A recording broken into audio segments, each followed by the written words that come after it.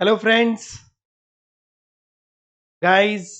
आज का लेक्चर दिसंबर 21 स्टूडेंट्स के लिए काफी इंपॉर्टेंट है। बराबर। आज मैं आपके लिए इस वीडियो में लेकर आया हूं amendment lectures, direct tax amendment lectures applicable for you for December 21 attempt. और इंस्टीट्यूट ने जो सप्लीमेंट्री दी थी, बराबर, एग्जीक्यूटिव प्रोग्राम के लिए सप्लीमेंट, बराबर, उसमें से ये टॉपिक्स हम डिस्कस करेंगे। बट मैं पूरा सप्लीमेंट रेफर नहीं कर रहा हूं।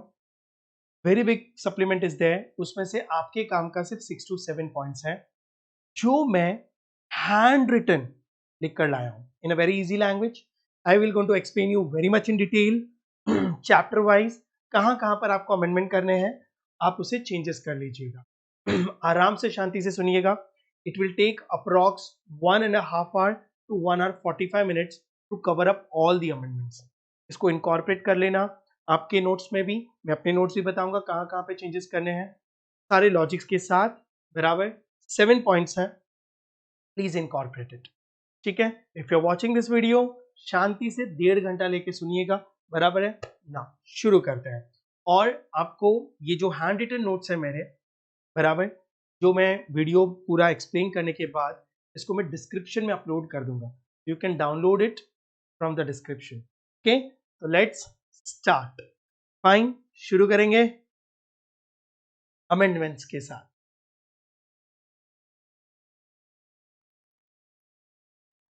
हाँ, the first amendment, residential status. Residential status में हम ये चेक करते हैं, थोड़ा सा ब्रीफिंग कर दूं आपको, कि whether the person is resident of India और non resident. Am I correct? Yes. अब देखो, हर अमेंडमेंट का लॉजिक भी समझना, नहीं तो अमेंडमेंट्स का इंपॉर्टेंस खत्म हो जाएगा और आपको समझ ही नहीं आएगा कि भाई ये चेंजेस क्यों किए गए।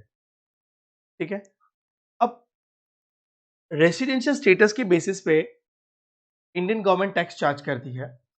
अगर बंदा रेसिडेंट डिक्लेयर हो गया तो कौन सी इनकम पे टैक्स लगेगी? इंडियन इनकम की वर्ल्ड इनकम? एग्जाम्स है भाई, बोलो। वर्ल्ड इनकम पे टैक्स लगेगी। वर्ल्ड इनकम मतलब Indian income plus foreign income. लेकिन अगर बंदा, कोई भी पर्सन, नॉन रेसिडेंट डिक्लेयर हो गया तो ही इज लायबल टू पे tax only on Indian income. Foreign income पे उसको टैक्स नहीं लगेगा, क्योंकि बंदा इंडिया में नॉन रेसिडेंट है।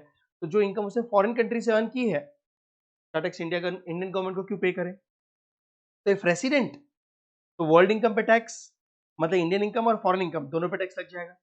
और नॉन रेसिडेंट तो ओनली इंडियन इनकम पे टैक्स लगेगा, फॉरेन इनकम पे टैक्स नहीं लगेगा। Am I correct? हम लोग ने इस तरीके से शुरू किया था। अब रेसिडेंशियल स्टेटस सारे पर्सन के चेक किए जाते हैं, individual, HUF, firm, company, AOP, BOI and artificial judiciary person. हाँ कि ना? यस। लेकिन जो अमेंडमेंट आया है वो इंडिविजुअल्स के केस में आया है, बाकी किसी भी चीज में अमेंडमेंट नहीं है। तो amendment is there in case of individual. हाँ, अब मेरी बात सुनना। इंडिविजुअल का थोड़ा सा ब्रीफिंग करते हैं। कोई भी इंडिविजुअल रेसिडेंट कब हो सकता है, मुझे बताओ। What are the basic conditions? अगर कोई भी इंडिविजुअल करंट ईयर में 182 डेज या उससे ज्यादा रहता है इन करंट प्रीवियस ईयर, बराबर, तो वो रेसिडेंट हो सकता है। If first condition not satisfied, तो हम सेकेंड बेसिक कंडीशन चेक करते हैं। ड्यूरिंग प्रीवियस ईयर 60 डेज और मोर, प्लस लास्ट 4 प्रीवियस ईयर्स में 365 डेज, तो बंदा रेसिडेंट हो जाएगा। बाद में उसका एडिशनल कंडीशन चेक करते हैं, बराबर, एंड देन इधर ही बिकम ऑर्डिनरी और ही बिकम नॉट ऑर्डिनरी। अब मैं उन रूल्स के अंदर नहीं जा रहा हूं, अब मेरी बात सुनो। अब हुआ क्या है, अंडरस्टैंड, कि कुछ लोग कोविड की वजह से इंडिया में फंस गए थे। मैं आपके सामने एक इश्यू रख रहा हूं, प्रॉब्लम रख रहा हूं, सुनना और फिर मुझे बताना क्या इनको रेसिडेंट माना जाना चाहिए कि नहीं। हमारा लॉकडाउन कब से शुरू हुआ था? हाँ, देखा, कुछ लोग को तो डेट्स भी याद। मैं बोलूं मार्च 2020, मार्च 2020। बराबर। I took my last lecture on 11th March, I think so, ठीक है, 11th मार्च 2020। उसके बाद में क्लासरूम लेक्चर सब बंद हो गए, ठीक है। मार्च 2020 में लॉकडाउन स्टार्ट हो गया, ठीक है। मार्च 2020 कौन से प्रीवियस ईयर में आता है, जल्दी बोलो। 1920, 1920 में आता है। और अपना करंट प्रीवियस ईयर कब से स्टार्ट होता है? 1 अप्रैल 2020 till 31st March 21. Can I say this year is our current previous year? Yes. तो जो मार्च 20 था वो पिछले फाइनेंशियल ईयर में आता है, बराबर। ओके। अब क्या हुआ कि काफी सारे फॉरेनर्स या non residents, you can say, वो बेचारे इंडिया घूमने आए थे। मान लो कि जनवरी में आए होंगे, फेब में आए होंगे, मार्च लॉकडाउन लगने तक आए होंगे, बराबर। दे केम फॉर अ विजिट। किसको पता था लॉकडाउन लगेगा? किसको पता था Covid will become so serious issue? बराबर। जब पहला लॉकडाउन भी लगा तो उनको लगा था ठीक है यार 15-20 डेज का है, बाद में सब ओपन अप हो जाएगा। हुनोस की 2 साल घर पे बैठेंगे यार, बराबर है। तो काफी लोग फॉरेन से इंडिया में घूमने आए, 1 मंथ 2 मंथ जो भी है विजिट। और वो बेचारे मार्च 2020 में जब लॉकडाउन लगा इंडिया में ही फंस गए, बराबर है, क्योंकि सारी फ्लाइट्स बंद, सारी कंट्रीज को क्लोज डाउन कर दिया गया, इकोनॉमी बिकम क्लोज डाउन, बराबर है, कोई इंटरनेशनल फ्लाइट्स नहीं चलेंगी। अब ये बेचारे जो घूमने आए थे 20 डेज 30 डेज 50 डेज 60 डेज, या कुछ लोग बेचारे, बराबर, ये लोग क्या वापस जा पाए अपनी होम कंट्री? नहीं जा पाए, बराबर है। अब मार्च अप्रैल मई जून उस टाइम पे तो कोविड इतना पीक पे था, और हमको तो हम लोग घर से डरते थे कि बाहर कोई भूत खड़ा है, बराबर है। ना ना ना, तो people were staying in India only. अच्छा, वो अपनी मर्जी से रह रहे थे कि they were forced to stay in India due to COVID situation? हाँ, they were forced to stay. अब मेरी बात सुनो, इंडिविजुअल में फर्स्ट बेसिक कंडीशन है कि फॉर 182 डेज और मोर, जो बंदा 182 डेज या उससे ज्यादा इंडिया में रह जाएगा वो बंदा रेसिडेंट डिक्लेयर हो जाएगा, और जबरदस्ती ना चाहते हुए भी के ऊपर वर्ल्ड इनकम पे टैक्स लगेगी। हाँ, तो ये बंदे लोग मार्च में फ्लाइट्स कैंसिल, तो अप्रैल मई जून, मतलब टोटल कम से कम 6 महीने वो रह गए होंगे। तो कहने से हो सकता है वापस जब तक उनको जाने को मिला 182 डेज रह चुके होंगे। अब ये बंदे जबरदस्ती डिक्लेयर हो गए रेसिडेंट। अब अगर ये रेसिडेंट हो गए इंडिया में तो गवर्नमेंट कहती है ना वर्ल्ड इनकम पे टैक्स भरो। अब बताओ, is it logical to charge tax on world income? अच्छा, वर्ल्ड इनकम मतलब आपको समझ में आया, इंडियन इनकम प्लस, मान लो कि मैं यूएस से आया हूं, मान लो फॉरेन इनकम, पर मैं एक पर्टिकुलर एग्जांपल ले रहा हूं, यूएस का इनकम, दोनों पे टैक्स भरो। अब इंडियन इनकम पे टैक्स भरो, ये मुझे समझ में आता है कि भाई ठीक है इंडिया से कमाए, बराबर, नॉन रेसिडेंट होता तो भी इंडियन इनकम पे टैक्स पे करना पड़ता। यूएस इनकम पे मुझे जबरदस्ती का इंडियन गवर्नमेंट को टैक्स भरना पड़ जाएगा।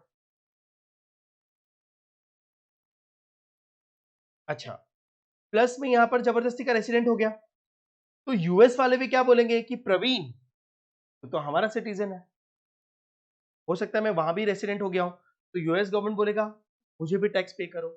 मतलब यूएस गवर्नमेंट भी मुझसे यूएस इनकम पे टैक्स मांगेगी, और इंडियन गवर्नमेंट भी टैक्स मांग रही है क्योंकि मैं रेसिडेंट हो गया। मतलब कहने से यहां पर डबल टैक्सेशन हो सकता है।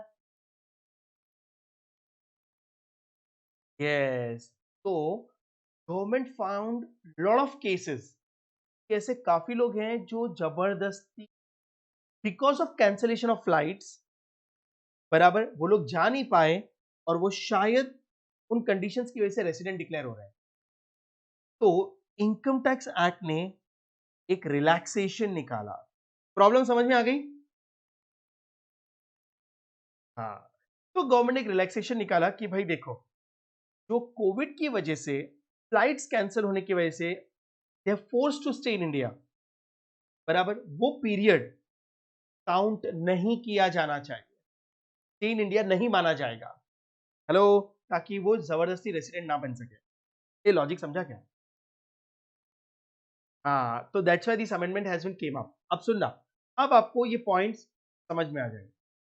Relaxation in determining residential status due to force stay, जबरदस्ती, बराबर, इन इंडिया, फोर्स्ड, बराबर।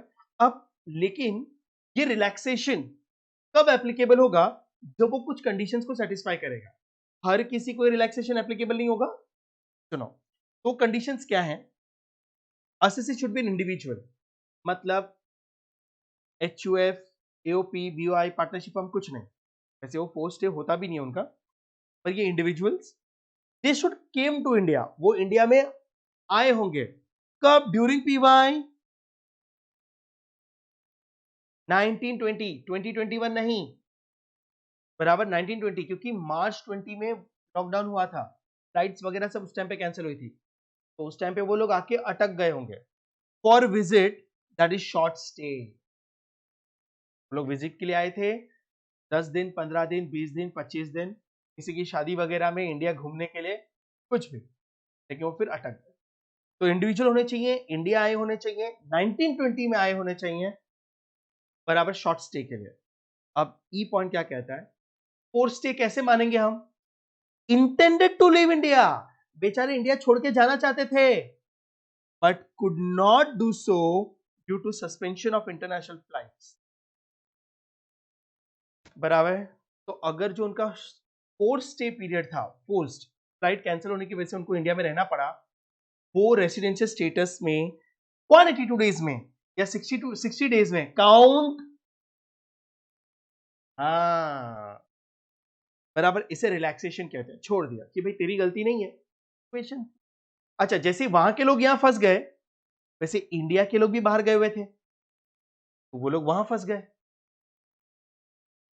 तो वो अपना मैटर नहीं है, क्योंकि अगर वो वहां जाके रहे तो फॉरेन गवर्नमेंट ने रिलैक्सेशन दिया होगा, वो उनका टैक्स एक्ट है, हमको इंडियन इनकम टैक्स एक्ट पढ़ना है, ओके। लेकिन मालूम है, कोई स्ट्रॉन्ग सॉल्यूशन नहीं दिया है अमेंडमेंट में। अब अमेंडमेंट में क्या कहा है, सुनो, जो लोग इन पांचों कंडीशंस को सेटिस्फाई करते हैं, उनको क्या करना है मालूम है? गवर्नमेंट को एक फॉर्म फिलअप करना है, सबमिशन ऑफ फॉर्म एनआर। ये है ना, आपके लिए एमसीक्यू बन सकता है। मान लो कि मैं इंडिया घूमने आया था और फोर्स स्टे की वजह से, बराबर, मुझे यहां रहना पड़ा और मैं रेसिडेंट डिक्लेयर हो गया, तो वर्ल्ड इनकम पे टैक्स लगेगा, डबल टैक्सेशन हो जाएगा, बराबर है। तो गवर्नमेंट कहता है टेंशन मत लो, लेकिन अब इतनी पब्लिक में हम कैसे पहचानेंगे? तो अगर तुम्हारी इनकम को डबल टैक्सेशन लग रहा है, तो तुम इलेक्ट्रॉनिकली, मतलब ऑनलाइन, एक फॉर्म सबमिट करना है। उस फॉर्म का नाम क्या है? फॉर्म एनआर, बराबर, non resident, form NR submit करो डायरेक्टली। किसको? Principal chief commissioner of income tax, बराबर ना। आप सबमिट कर दो, तो वो प्रिंसिपल चीफ कमिश्नर या उनकी टीम चेक करेगी कि तुम जेन्युइनली फंस गए हो, बराबर, तो रेमेडी लेकर आएंगे। तो देखो क्या लिखा है, रेमेडी। अब रेमेडी क्या होगा? शॉर्ट स्टे में not result into Indian residency, मतलब वो शॉर्ट ड्यूरेशन जो आप फोर्स स्टे रह रहे हो, उसको नंबर ऑफ डेज में काउंट नहीं किया जाएगा, बराबर। अच्छा, लेकिन आगे गवर्नमेंट ने क्या लिखा है? ये सबके साथ नहीं होगा, हम सिचुएशन देखेंगे। अगर जेन्युइन केस है तो हम इंडिविजुअल बेसिस पे आप लोग को रिलैक्सेशन देंगे। हेलो, तो देखो, general relaxation can be provided for a class of individuals, और specific relaxation is required to be provided in individual cases. अब वो लोग पर्सनली रिव्यू करेंगे, अगर फोर्स स्टे है तो आप लोग को रेसिडेंशियल, आप वो पीरियड को स्टे इन इंडिया काउंट नहीं किया जाए। आपको फर्स्ट अमेंडमेंट समझ में आया, बराबर। तो बहुत सिंपल है। नाउ बिकॉज ऑफ कोविड ये अमेंडमेंट आया है और ये लॉजिकल भी है, राइट? हाँ सर। तो हम लोग को इसमें से अगर एमसीक्यू आया तो क्या पूछा जा सकता है? Form NR. अगर फोर्थ स्टे हुआ है तो which form you have to submit electronically to the principal chief commissioner? Form NR. ये रेसिडेंशियल स्टेटस का एक पॉइंट अमेंडमेंट, बाकी सब कुछ सही। ओके, नाउ इसके बाद सेकेंड अमेंडमेंट हम देखते हैं कैपिटल गेन से। सेकेंड अमेंडमेंट कैपिटल गेन के चैप्टर में आया है। कर जाओ। नाउ स्लम सेल में अमेंडमेंट है सेक्शन 50 बी में। स्लम सेल, होप आपको याद होगा slump sale. Yes, slump sale मैं आपको याद दिला दूं, अगर आप अपना पूरा बिजनेस सेल कर रहे हो, बराबर, जो अमालगमेशन डीमर्जर की कैपेसिटी में नहीं आता, आप डायरेक्टली सेल करते हैं, बराबर, या तो पूरा का पूरा रनिंग बिजनेस या फिर उसका कोई एक यूनिट, बराबर, तो उसे स्लम सेल कहा जाएगा। ऑल ऑफ यू, अब स्लम सेल का डेफिनेशन आपको पता है, लेकिन इससे पहले कि हम इसके अंदर जाएं, सबसे पहले मुझे एक चीज समझाओ। कंसिडरेशन, आप हमेशा सम सॉल्व करने के लिए एफईओसी लेते हो। कंसिडरेशन का मतलब है व्हाट ट्रांसफरर इज रिसीविंग, बराबर है। अब मालूम है जब हम लोगों ने चैप्टर शुरू किया था तो मैंने आपको फर्स्ट पॉइंट लिखवाया था कि कंसिडरेशन सिर्फ दो ही चीजें होती हैं, इधर यू रिसीव मनी और you receive something in kind. अगर पैसा मिला तो यू कॉल इट प्राइज, लेकिन अगर आपको पैसों के अलावा कुछ और मिलता है तो आप एफईओसी नहीं, उसको उसका क्या लोगे? For example you receive something gold, you receive diamonds, हाँ, याद आया होगा, fair market value you consider, fair market value of asset received, am I correct? FEOC में। नाउ नाउ नाउ मेरी बात सुनो, slump sale, can you tell me what is the difference between sale and exchange?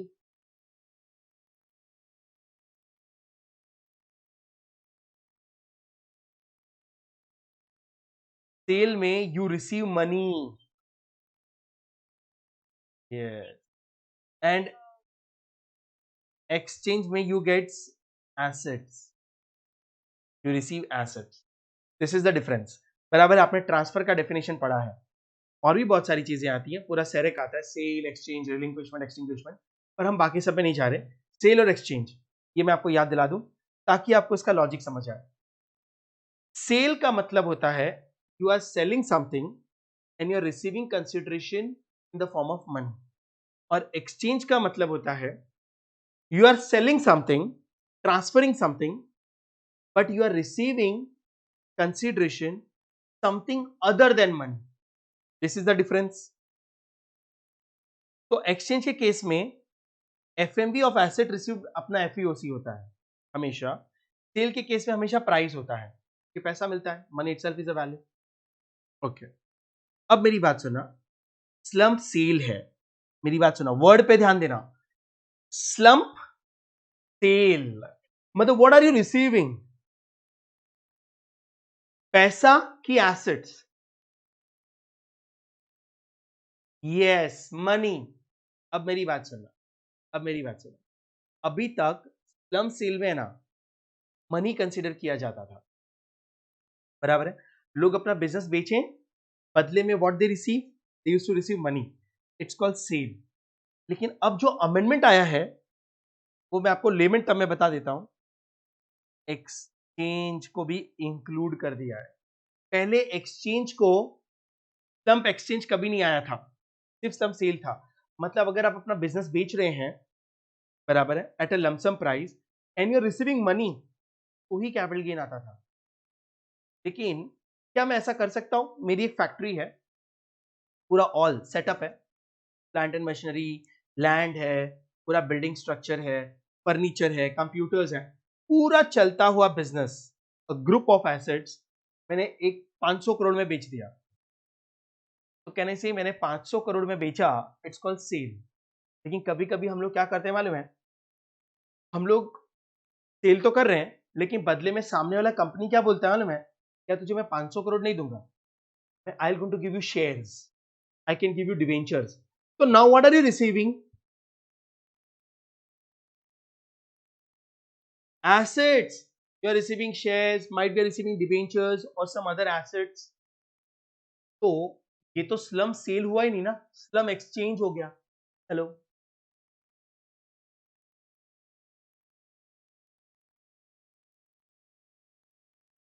Now अब आपको doubt आ रहा होगा, sir हम net worth लेते हैं, net worth is a cost of acquisition. Don't get confuse, net worth तो आज भी लेना है, मैं तो एफईओसी पे फोकस कर रहा हूं यार, बराबर।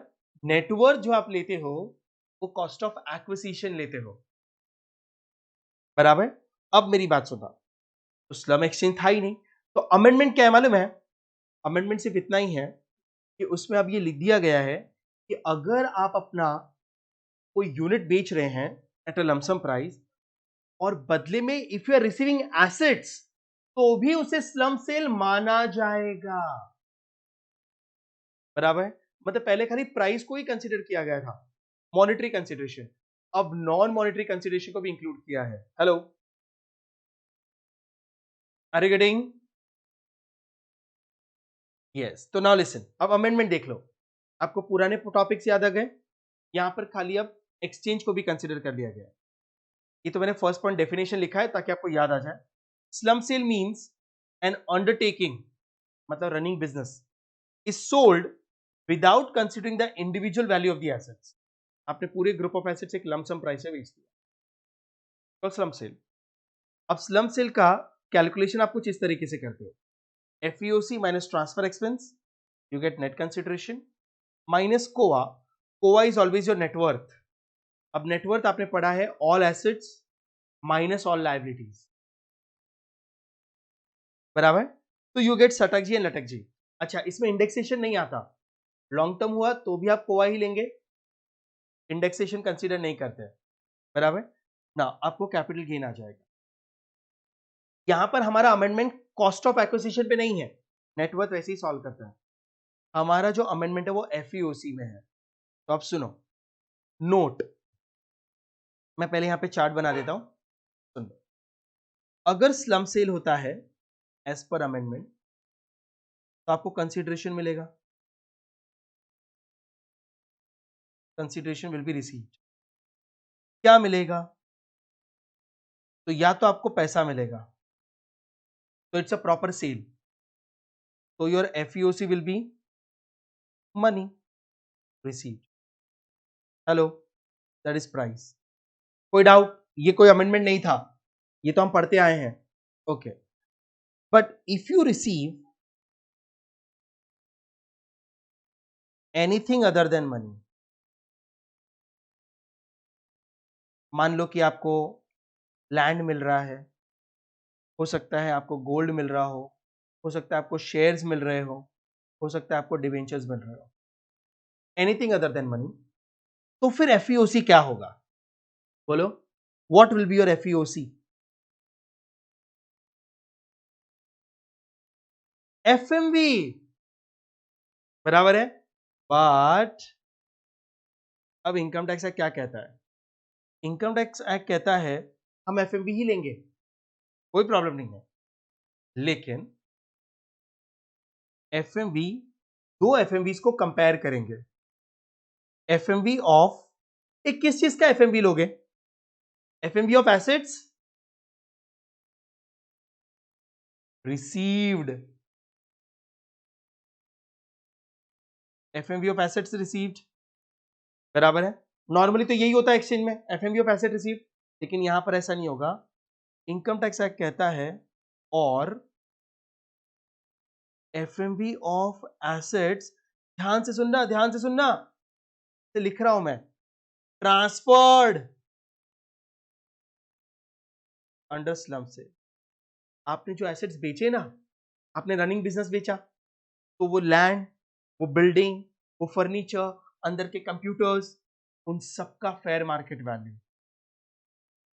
मतलब जो बेचा उसका फेयर मार्केट वैल्यू और जो कंसिडरेशन रिसीव हुआ उसका फेयर मार्केट वैल्यू, दोनों में से whichever is higher will be your FEOC. ओ, नॉर्मल एक्सचेंज में ना खाली एफएमवी ऑफ एसेट रिसीव्ड ही होता है, लेकिन स्लम सेल में अगर एक्सचेंज हुआ है तो आप जो एसेट्स, जो बिजनेस बेच रहे हो उसका फेयर मार्केट वैल्यू और जो मिल रहा है उसका फेयर मार्केट वैल्यू, दोनों में से जिसका फेयर मार्केट वैल्यू हायर होगा ना वो एफईओसी होगा। हेलो,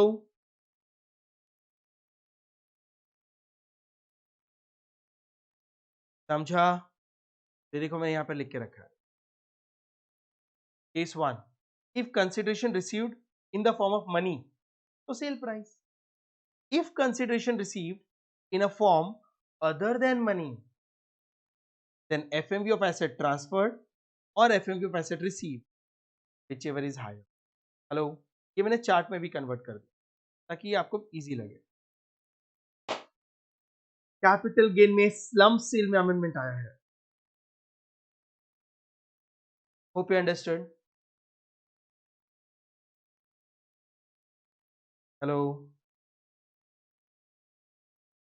स्लम सेल अगर आपको याद होगा तो मैं आपको रेफर करवा दूं।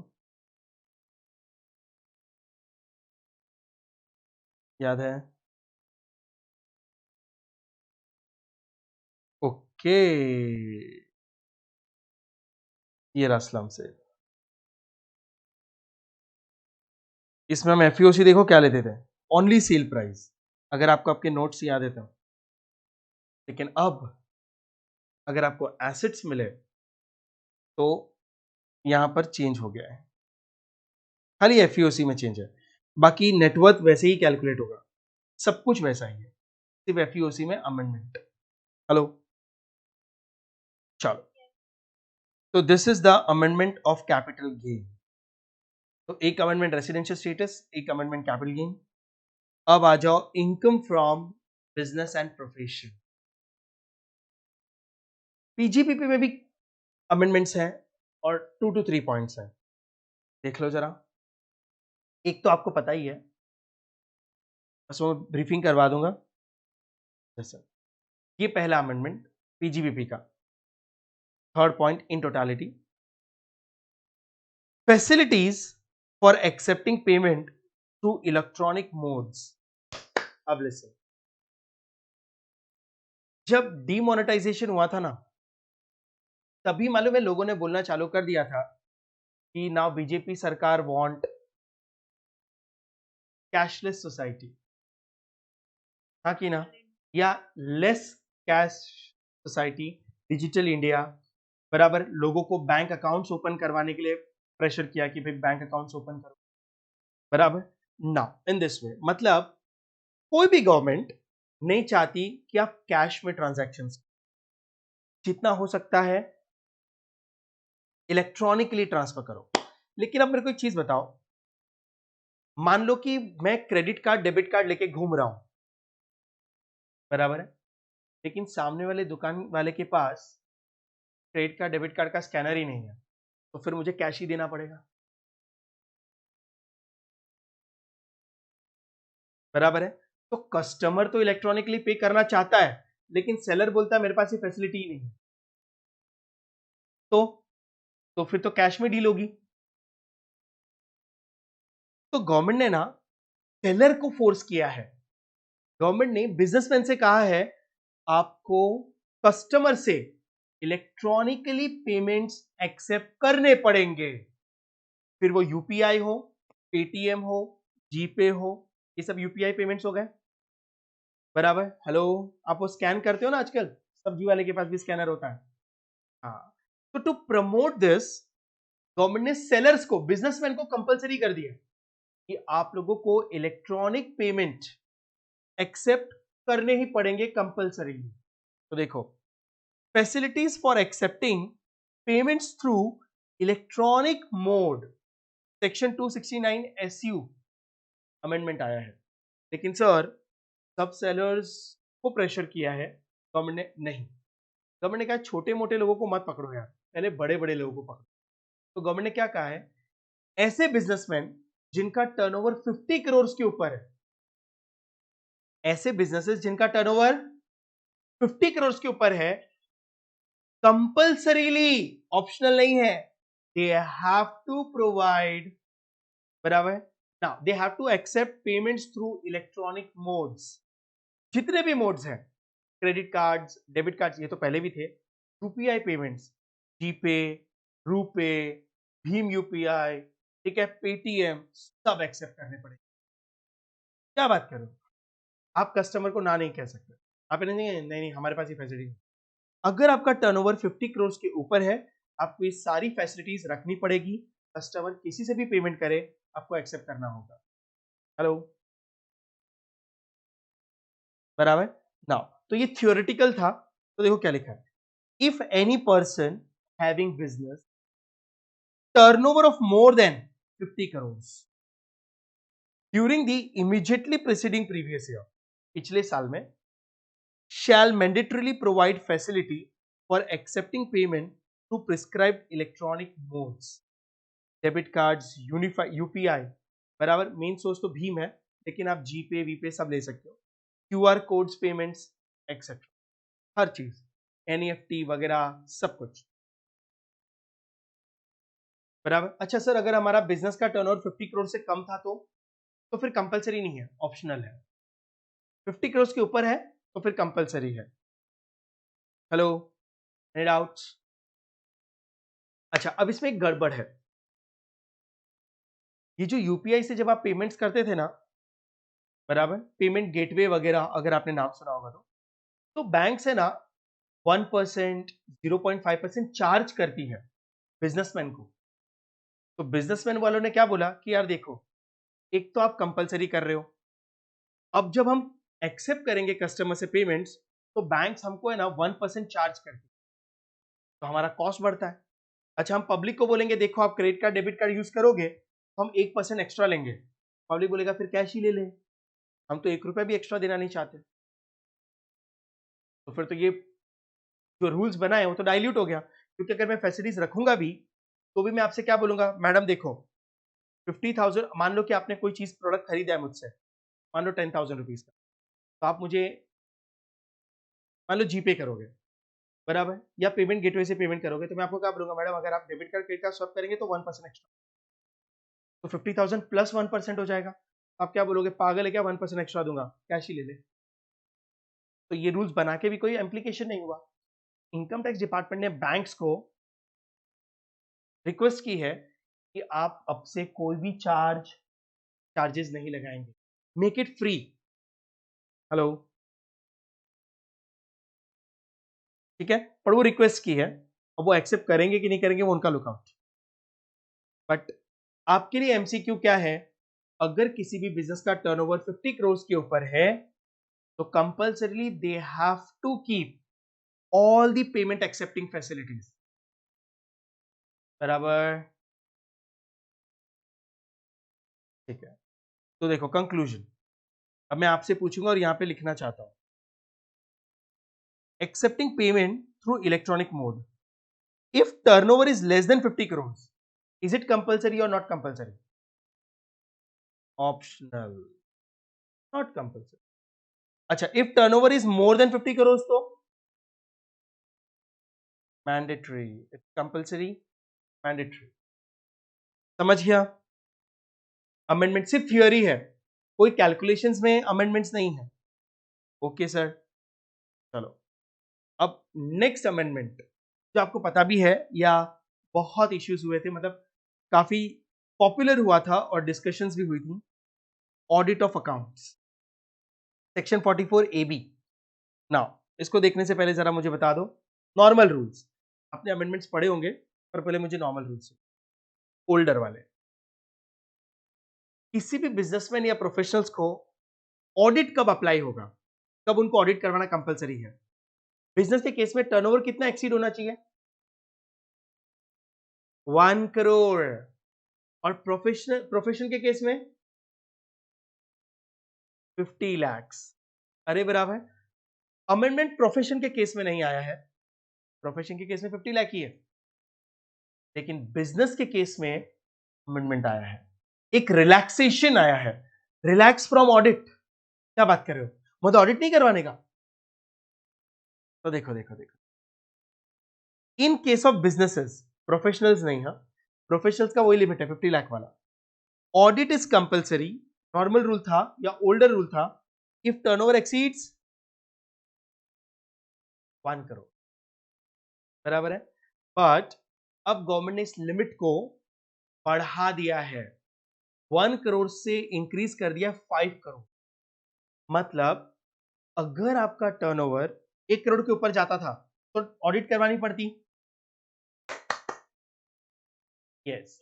लेकिन अब गवर्नमेंट कहता है अगर आपका टर्नओवर 5 करोड़ के ऊपर जाए तब ऑडिट करवाओ। क्या बात कर रहे हो, तो रिलैक्सेशन हो गया ना, छोटे मोटे बिजनेसमैन बच गए। ओ, ऑडिट एक सरदर्द है, हाँ हेलो, बिजनेसमैन के लिए, बराबर। तो देखो गवर्नमेंट एक रिलैक्सेशन लाया है, they have increase the limit, बराबर। अब इंक्रीज लिमिट तो इसका मतलब रिलैक्सेशन हो गया। इफ टर्नओवर एक्सीड्स 5 करोड़, बराबर, तो आप ऑडिट करवाएं।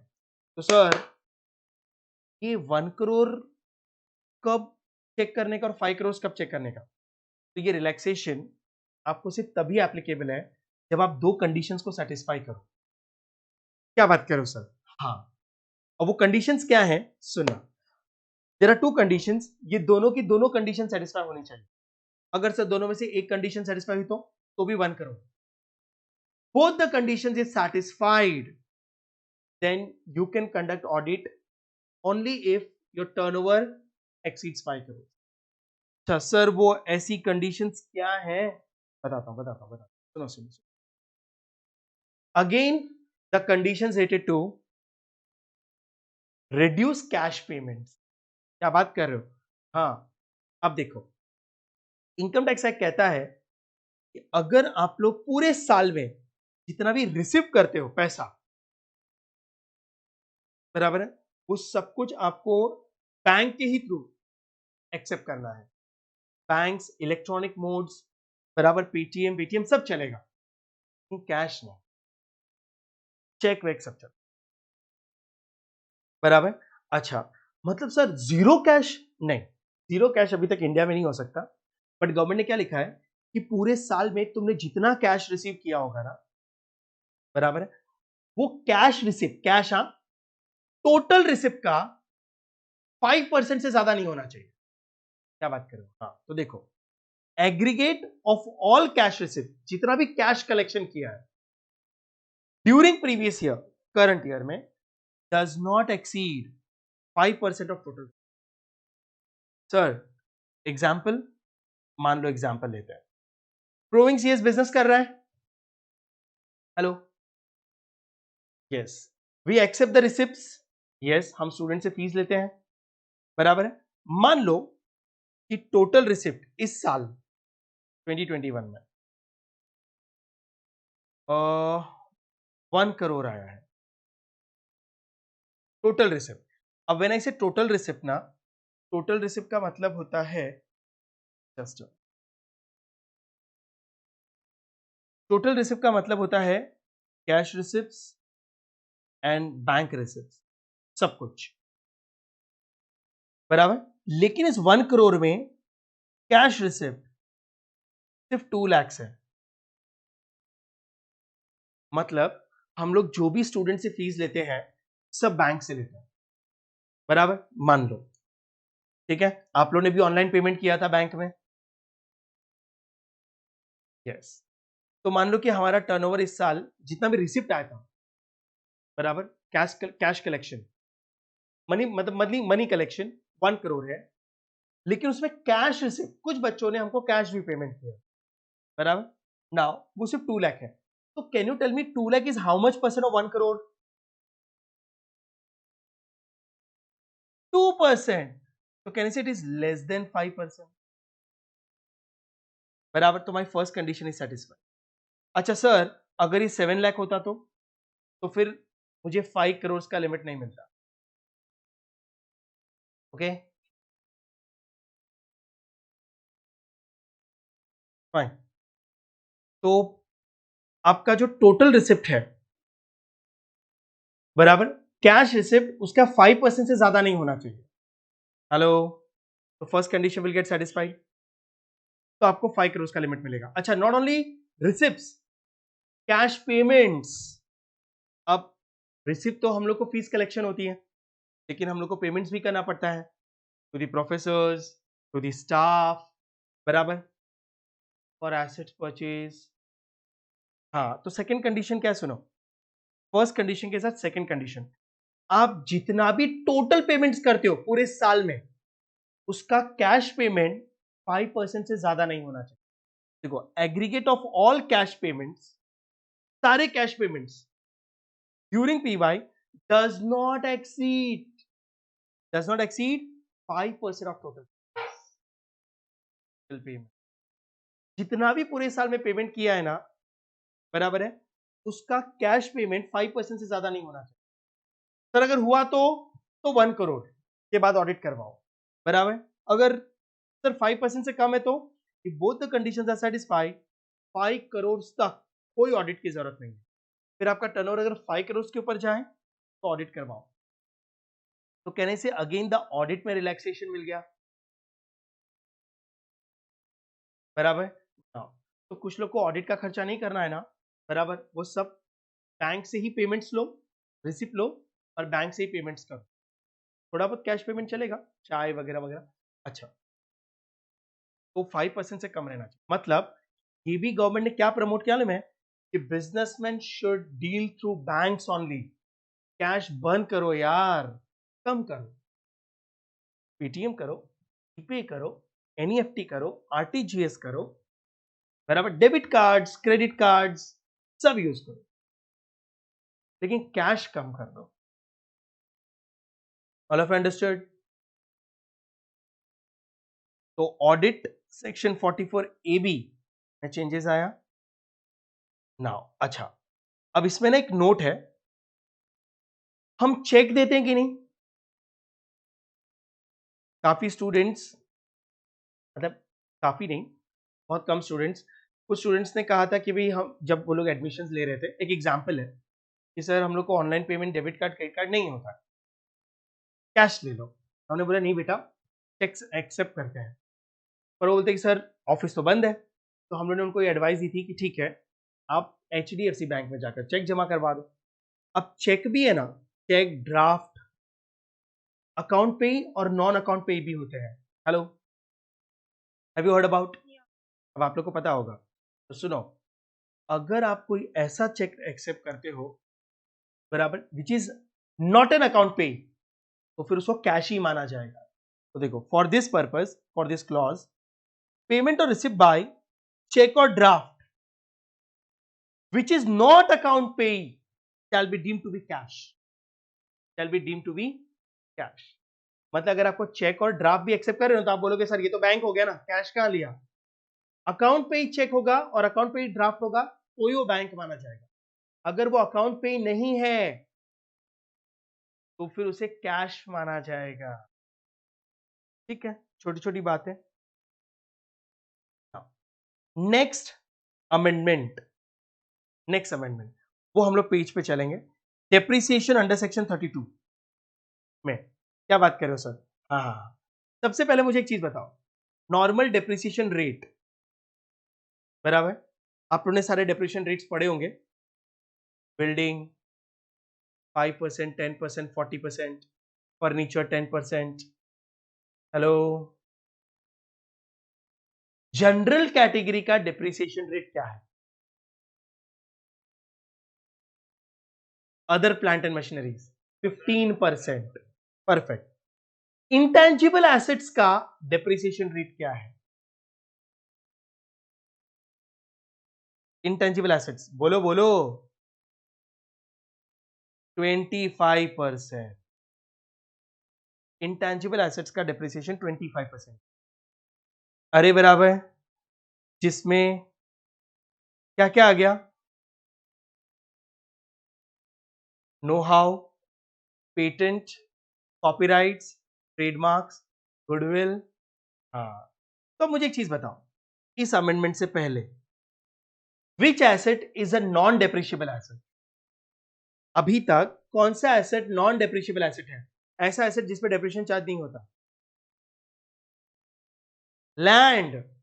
Land is a non depreciable asset, बराबर है। लेकिन अब से आप इनकम टैक्स में दो चीजें याद रखो, लैंड एंड गुडविल। अब इनकम टैक्स ने गुडविल पे डेप्रिसिएशन मना कर दिया है। रीजंस बताऊंगा, सुनो। गुडविल ऑफ बिजनेस और profession is not eligible for depreciation under section 32। Sir मतलब आप एक काम करो, नोट्स ओपन करो, अपने नोट्स ओपन करो जल्दी, या डेप्रिसिएशन अंडर सेक्शन 32 पे आओ। क्लासिफिकेशन ऑफ एसेट्स में आ जाओ, एक वर्ड लिखवाने वाला हूं।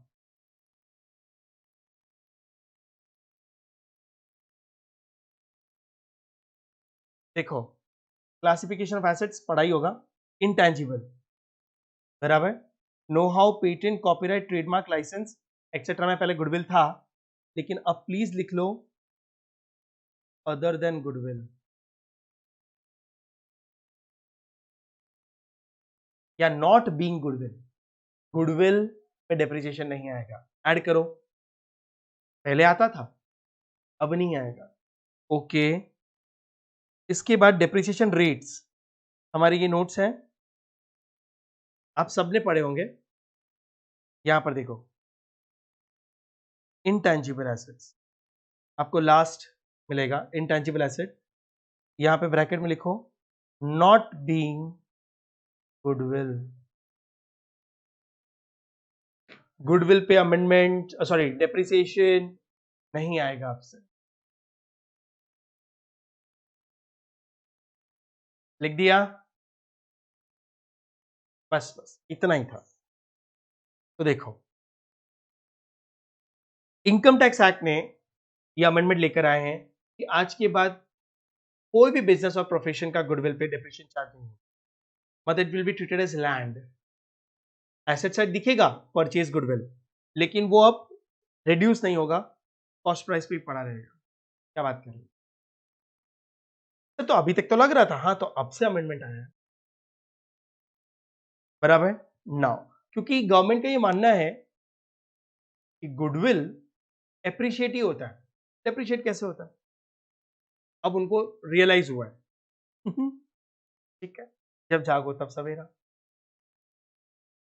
ठीक है, तो गुडविल पे डेप्रिसिएशन अब से नहीं आएगा। तो ये एमसीक्यू है, मैं ये एक्सपेक्ट करता हूं एग्जाम में ये एमसीक्यू आए, बराबर। अच्छा, लेकिन अब मेरी बात सुनो, अब प्रॉब्लम किधर हो गई है? अमेंडमेंट तो अब आया है, लेकिन इतने सालों से तो गुडविल पे डेप्रिसिएशन होता आ रहा है। हाँ कि ना? चलो, अपना प्रीवियस ईयर क्या है? 2021, बराबर। तो मैं सुनो 1920 तक तो गुडविल पे भी डेप्रिसिएशन लग रहा था, अमेंडमेंट तो इस साल आया है। Hello, yes. तो हम लोग ब्लॉक एसेट सिस्टम फॉलो करते हैं, ब्लॉक एसेट सिस्टम, याद है? मतलब हम लोग सारे एसेट्स को क्या करते हैं? ग्रुप कर देते हैं, ग्रुपिंग। तो हमारे लिए इनटेंजिबल एसेट्स सारे एक ही ब्लॉक में हुआ करते थे। Let's take an example. Current year is 1920, sorry 2021, मतलब कहने से 1 अप्रैल 2020 का ओपनिंग बैलेंस होगा। अपना तो करंट ईयर यहां से शुरू होता है 1 अप्रैल 2020 से, बराबर। अब मेरी बात सुनना, मान लो कि मैंने गुडविल पेटेंट 1718 में खरीदा था, 1 अप्रैल, समझना जरा, 2017, बराबर, आज से 3 साल पहले। तब मैंने गुडविल भी परचेज किया था, मान लो 2 लाख का, और मैंने पेटेंट्स भी बाय किया था, मान लो 3 लाख का। चलो 2 लाख ही पकड़ लो, तो टोटल 4 लाख हो गया। अब हम लोग तो ब्लॉक फॉलो करते हैं ना, सारे इंटेंजिबल एसेट एक ही ग्रुप में आते हैं। तो कहने से 4 लाख में गुडविल भी और पेटेंट भी है। यस अब मैंने हर साल डेप्रिसिएशन चार्ज किया होगा, डेप्रिसिएशन फॉर 17-18, क्योंकि तब तो गुडविल पे डेप्रिसिएशन लगता था। यस फिर मैंने डेप्रिसिएशन चार्ज किया होगा 18-19 में भी, whatever may be the amount as per 25%। अब मुझे वो कैलकुलेशन में मत लेके जाओ, मान लो 50,000, चलो फॉर एग्जाम्पल 18-19 में भी मैंने डेप्रिसिएशन चार्ज किया होगा उस साल में। अरे हर साल डेप्रिसिएशन चार्ज करते हैं यार, हाँ कि ना, 40,000 माइनस डेप्रिसिएशन 19-20 में भी चार्ज किया होगा, मान लो 30,000। अब जाकर करंट ईयर जो अपना पीवाई 2021 है, हेलो, बराबर अपना ओपनिंग बैलेंस आया होगा, तो 50 प्लस 40 90, 90 प्लस 30 1,20,000, तो 4 लाख माइनस 1,20,000, तो अपना करंट ईयर का ओपनिंग बैलेंस क्या हुआ?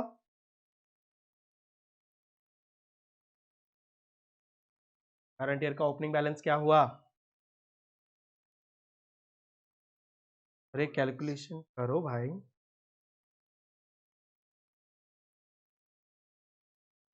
टू लाख 80।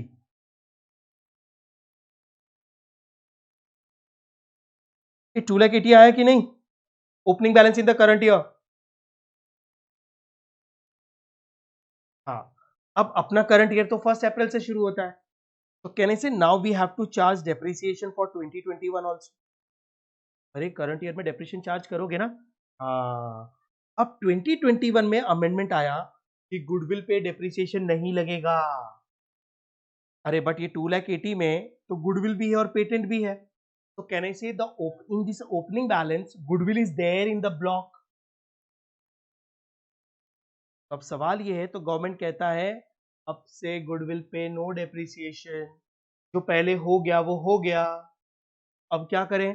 तो अब गवर्नमेंट कहता है यहां से ना गुडविल का वैल्यू माइनस कर, हटा दो, उसके बाद डेप्रिसिएशन लेना, मतलब remove the value of goodwill from the block. लेकिन अब मैं आपसे क्वेश्चन पूछता हूं कि 2 लाख 80 में गुडविल कितना है और पेटेंट का वैल्यू क्या है?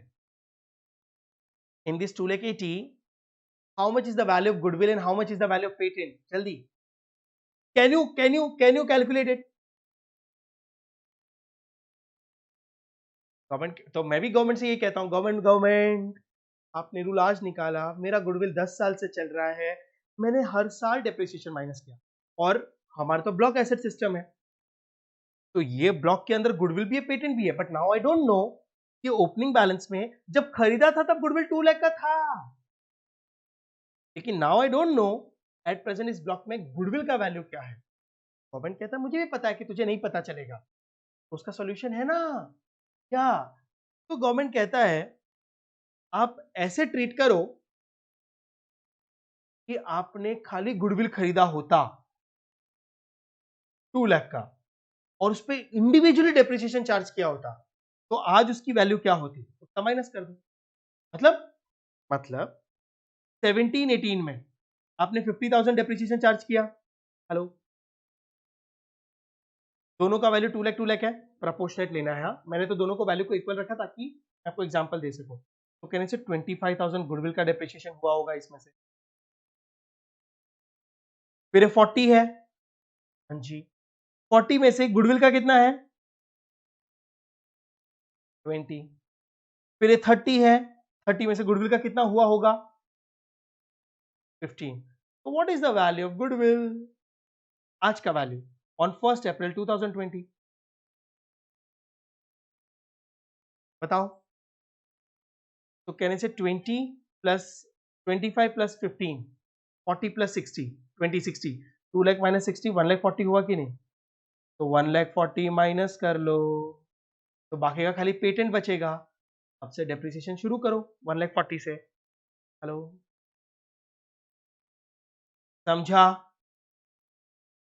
तो देखो पहले लाइन में तो उन्होंने कह दिया कि डेप्रिसिएशन नहीं लगेगा इस बार से, अब से, बराबर, लेकिन हमारे ब्लॉक में गुडविल है, तो उन्होंने सेकंड पॉइंट क्या लिखा, hence if goodwill is a part of block, अगर गुडविल ऑलरेडी ब्लॉक में है जो कि बट ऑब्वियस रहेगा ही of the asset, then it should be deducted, निकाल दो from the value of the block on first 20। आप अपने ओपनिंग बैलेंस से गुडविल का वैल्यू निकाल लें। तो अब डाउट ये आएगा, सर आपके लिए तो कहना आसान है, निकाल कैसे लें? तीसरा पॉइंट लिखा गया, for this purpose depreciated value of goodwill shall be calculated। आप इस तरीके से कैलकुलेट करो, जब खरीदा था तब सिर्फ गुडविल ही था, मान लो कोई दूसरा एसेट है ही नहीं, और सिर्फ गुडविल को 1 अप्रैल 2020 तक डेप्रिशिएशन 25% माइनस करके लेकर आओ, calculated as if goodwill was the only asset in the relevant block of the asset, और वो वैल्यू माइनस कर दो। अरे एग्जांपल समझा? बस ये एग्जांपल समझ गया तो वो स्टेटमेंट समझ में आ गया, तो सिंपल। तो 3 point amendments business and profession में। अरे बराबर, ओके। तो देखो रेसिडेंशियल स्टेटस में 1 पॉइंट का अमेंडमेंट था, बराबर। कैपिटल गेन में 1 पॉइंट का अमेंडमेंट था, slump sale. Business and profession में 3 पॉइंट्स के अमेंडमेंट्स थे, बराबर। Accepting payments through electronic modes, फिर ऑडिट की लिमिट रिलैक्स कर देना 5 करोड़, लेकिन वो तब जब 2 कंडीशन सेटिस्फाइंग हो, और गुडविल ऑफ डेप्रिशिएबल एसेट नहीं कहा। बहुत अच्छी बात। अकाउंट्स में मत लेना है भाई ये सब, okay. Now income from salary में भी अमेंडमेंट्स हैं। क्या बात कर रहे हो sir? There is an amendment in salary, 2 amendments are there, ठीक है, 2 पॉइंट्स आर देयर। शुरू करते हैं। नाउ लिसन, अंडरस्टैंड आराम से। 6 पॉइंट है एलटीसी कैश वाउचर स्कीम। अब ये चीज को समझने के लिए मेरे दोस्तों, आपको लीव ट्रैवल कंसेशन याद होना चाहिए। क्या याद है आपको लीव ट्रैवल कंसेशन? परक्यूजिट था, 4 साल में 2 बार आप फैमिली के साथ घूमने जा सकते थे। वो टिकट फेयर का खर्चा कौन देगा? एम्प्लॉयर। उसे कहते थे लीव ट्रैवल कंसेशन। कुछ याद है? नहीं याद है। सैलरी का नोट्स ओपन करो सब लोग अपना अपना, मैं भी ओपन कर लेता हूं जल्दी। लीव ट्रैवल कंसेशन, ये देखो लीव ट्रैवल कंसेशन। जिनके पास ये नोट्स नहीं हो कोई और नोट्स देख ले। और देखो लीव ट्रैवल कंसेशन मैं आपको थोड़ा सा याद दिला दूं, नहीं तो वो कंसेप्ट नहीं समझेगा। ये भी कोविड की वजह से आया है। क्या बात कर रहे हो? हाँ, कोविड ने बहुत चीजें दी अपने को। अंडरस्टैंड। लीव ट्रैवल कंसेशन, बराबर, कुछ ऐसा कंसेप्ट आपने पढ़ा था कि it is applicable for spouse, employee, उसके spouse, children, dependent parents and dependent brother and sister. इतने लोगों को आप साथ में घुमाने लेके जा सकते हैं एनीवेयर इन इंडिया। और उसका टिकट फेयर, चाहे आप एयर से जा रहे हो, चाहे आप रेलवे से जा रहे हो, वेरेवर यू आर गोइंग, बराबर है, उसका खर्चा कौन देगा? Employer, boss. तो इस लीव ट्रैवल को सैलरी माना गया, because anything received from the boss is a salary. लेकिन फिर सेक्शन 10(5) में एक एग्जाम्पशन था कि लीव ट्रैवल कंसेशन 4 साल में 2 बार एग्जाम्प्ट है। मतलब कोई भी एम्प्लॉय अपनी फैमिली के साथ घूमने जा रहा है और उसका टिकट पे का खर्चा अगर बॉस पे करता है तो 4 इयर्स में 2 टाइम्स एग्जाम्प्ट है। तो आपने second point, maximum 2 LTF is exempt in a block of 4 calendar years. मतलब 4 कैलेंडर ईयर्स का एक एक ग्रुप बनाया हुआ था। और अपना करंट ब्लॉक क्या था? अपना करंट है 2021 है, हेलो। तो अपना ब्लॉक क्या है? करंट ब्लॉक 18, 19, 20 एंड 21, बराबर है। अपना करंट ब्लॉक क्या है? 18, 19, 20, 21। अरे अपना 2021 इसमें आता है यार। तो ये 4 साल में ना आप 2 बार अपनी फैमिली के साथ घूमने जा सकते थे, बराबर है। लेकिन लेकिन लेकिन ये कोविड कब आया? 1920 में, और आज तक चल रहा है। हेलो मतलब lockdown is going on. Covid का प्रॉब्लम थोड़ा बहुत तो चल ही रहा है। हेलो, लॉकडाउन मतलब काफी चीजें ओपन अप हुई हैं, काफी चीजें नहीं हुई हैं। हेलो, हाँ, तो अब प्रॉब्लम सुनना। अब प्रॉब्लम सुनना। मान लो कि I am working in a proving CS. तो प्रोविंग सीएस अपने एम्प्लॉयज को 4 कैलेंडर ईयर्स में 2 बार घूमने जाने का फाइनेंस करता है, टिकट फेयर। ठीक है, उसमें से एक मैं हूं। पर मैं 2019 से जब से लॉकडाउन लगा है घूमने गया ही नहीं फैमिली के साथ। तो घर में ही बंद थे, कौन जाए। तो कहने से अब ये ब्लॉक 21 में खत्म हो रहा है, तो फिर तो ये 2 LTF का क्या करेंगे? कैरी फॉरवर्ड तो हो सकता है, लेकिन कोई घूमने गया ही नहीं।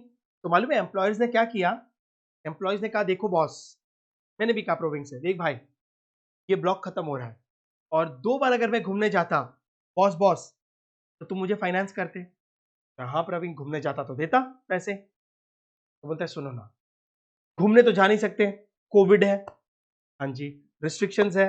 हाँ जी। तो एक काम करो ना सर, पैसा ही दे दो ना। मतलब अब बॉस ने क्या किया में, जो एम्प्लॉयज घूमने नहीं गए थे उनको कैश दे दिया, बाय अज्यूमिंग कि अगर तुम घूमने जा रहे हो तो टिकट का खर्चा करता, उतना पैसा तुम ही ले लो। नाउ इसका मतलब लीव ट्रैवल कंसेशन का एक सब्स्टिट्यूट निकल कर आया बिकॉज ऑफ कोविड, बिकॉज कोई ट्रैवलिंग पे गया ही नहीं, तो बॉस ने सबको कैश पेमेंट कर दिया। हेलो, उसे कहते हैं, उसे कहते हैं leave tax concession cash voucher scheme. It is an substitute of leave travel concession. Hello, समझा? तो जो जो एम्प्लॉयज घूमने नहीं जा पाए कोविड की वजह से, उनको कंपनी से क्या किया, जितना फेयर बनता था, बराबर है। जैसे कि आप एक बहुत अच्छे लेवल पे हो तो हर साल में 2 बार घूमने जाने के लिए मैं आपको फर्स्ट क्लास मतलब business class executive fair air fare देता हूं, तो मैं आपको कैश ही दे दूंगा। बोले ये ले, तू और तेरी फैमिली के साथ जाने वाला था, मेरा वैसे ही 50,000 रुपये लगने वाला था, तो 50,000 रुपये ऐसे ही ले ले। तो बॉस लोगों ने क्या किया, वो LTC को कैश में पेमेंट कर दी। हेलो, समझ में आया? तो बिकॉज ऑफ दैट एक नया रूल, एक अमेंडमेंट आया, बराबर। उसे कहते हैं leave tax credit cash voucher scheme, या फिर उसका एक और नाम है डीम्ड लीव ट्रैवल कंसेशन। मतलब ये अज्यूम कर रहे हैं कि अगर तुम घूमने गए हो तो भी तो मेरा खर्चा लगता, पैसा नहीं। Deemed, assume to be a leave travel scheme. Hello, मस्त स्कीम है ना? मैं घूमने गया नहीं पर मुझे पैसे मिल गए। अच्छा, ये पैसा सिर्फ मेरा अकेले का नहीं मिला। मैं जाता तो मेरा टिकट फेयर, मेरी वाइफ जाती तो उसका टिकट फेयर, बच्चे जाते, मम्मी डैडी जाते, जितने एलिजिबल होते सबका टिकट फेयर का पैसा मिल गया। तुम घूमने जाओ मत जाओ। लॉजिक समझ में आया? Why this amendment has been came up? हाँ। तो अब मेरा सवाल आपसे, अभी तक तो हमने ये समझा कि ये टॉपिक क्या है, क्या ये एग्जाम होना चाहिए? लीव ट्रैवल घूमने जाते तो एग्जाम होता 4 साल में 2 बार। क्या ये कैश एग्जाम होना चाहिए? कैश स्कीम, हाँ होना चाहिए।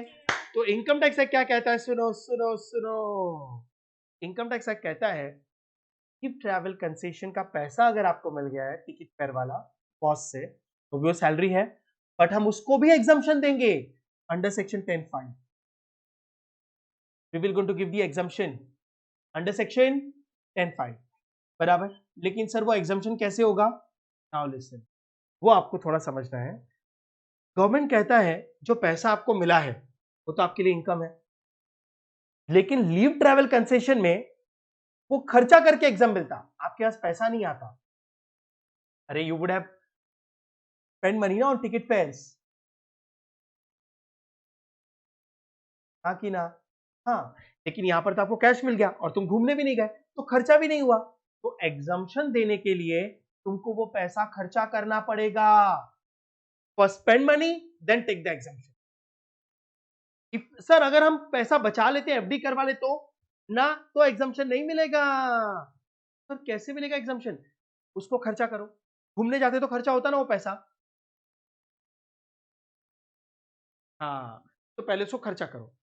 कहां खर्चा करूं? हमको घूमने नहीं जाना, कोविड है, नहीं तो हम कैश क्यों लेते? तो बोलते कोई बात नहीं, मुझे पता है।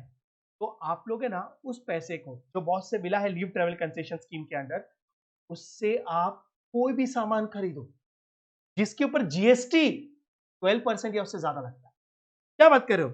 हाँ, लैपटॉप खरीदो, बराबर गुड्स खरीदो, ठीक है, सर्विसेज ले लो, कुछ भी लो, उस पैसे को खर्चा करना पड़ेगा, तो ही एग्जाम्पशन दूंगा। पर सर किस पे खर्चा करूं? कोई भी गुड्स और सर्विसेज आप परचेज कर सकते हो जिसपे 12% जीएसटी लगता हो। अब आप जीएसटी के स्टूडेंट्स हो, जीएसटी पढ़ा है, नाउ यू नो बेटर, के ऊपर 12% लगता है, बराबर किस 12% और मोर। सर अगर 5% लगता है तो नहीं चलेगा। ऐसे गुड्स और सर्विसेज आपको खर्च बाय करनी है, उन पैसों को खर्चा करना है जिसके ऊपर कितना परसेंट जीएसटी लगता हो? 12% और मोर। अगर आप वो गुड्स और सर्विसेज बाय करते हो और 12% जीएसटी का पेमेंट करते हो तो हम आपको एग्जम्पशन दे देंगे। हम ये मान के चलेंगे कि तुमने घूमने जाने का खर्चा किया, जो गुड्स पे खर्चा किया हम ये मान के चलेंगे, खर्चा करना पड़ेगा। Without spending money we will not going to give you the exemption. क्या बात कर रहे हो? Whole money. अब कुछ तो बोलेंगे सर कितना करना है, वो मैं रूल्स बताऊंगा। सुनो सुनो सुनो, इनफैक्ट अब आपके दिमाग में आ रहा है तो मैं बता दूं, 3 times of leave travel concession है। हाँ, 3 times of leave travel concession. पहले एग्जांपल दे देता हूं, बाद में रूल्स बताऊंगा। मतलब क्या सर? मतलब मान लो कि बॉस ने आपको 50,000 रुपीज दिया कैश, तो हम डीम्ड एलटीसी कहते हैं। तो मालूम है आप लोग को मान लो कि मुझे लैपटॉप खरीदना है, सब 12% या उससे ऊपर जीएसटी वाले गुड्स खरीदने हैं, तो मुझे 1,50,000 का गुड्स खरीदना पड़ेगा। 3 times of what LTC you have received. क्या बात कर रहे हो सर? हाँ सर, एक मिनट, कुछ भी बोल रहे हो। अगर 50,000 मिला तो हमको उसका 3 टाइम्स खर्चा करना है। हाँ, तो आपको 50,000 का एग्जाम्पशन मिलेगा। मतलब 1.5 लाख खर्चा करो तो 50,000 का एक्सपेंड। अच्छा सर, अगर बॉस ने हमको 1 लाख दिया तो कैश, तो आपको 3 लाख खर्चा करना पड़ेगा on purchasing goods and service. अरे बाप रे। हाँ, तुम कम करने की बात कर रहे हो, ये 3 टाइम्स स्पेंडिंग की बात कर रहा है। अच्छा, अब देखो रूल क्या बने हैं। एग्जम्पशन लिमिट, सुनना सुनना सुनना, maximum amount per family member. हर फैमिली मेंबर का आपको पैसा मिलने वाला ticket fair. Maximum is fix 36,000, 20,000 और 6,000, बराबर है। और 1/3 ऑफ एलटीसी फेयर, जो आपको पैसा मिला का 1/3, सॉरी जितना आपने खर्चा किया, amount spend on purchase of specified goods and service, on purchase of specified goods and whichever is पर whichever is low, ये तरीके से एग्जाम्पल ले लेते हैं। वापस इधर आ जाओ, वेट वेट, नहीं समझा होगा, लिसन। सर वहां पे 3 अमाउंट्स थी, वो भी बताऊंगा, पहले सुनो। मान लो कि मुझे मेरे बॉस ने amount received from LTC 50,000,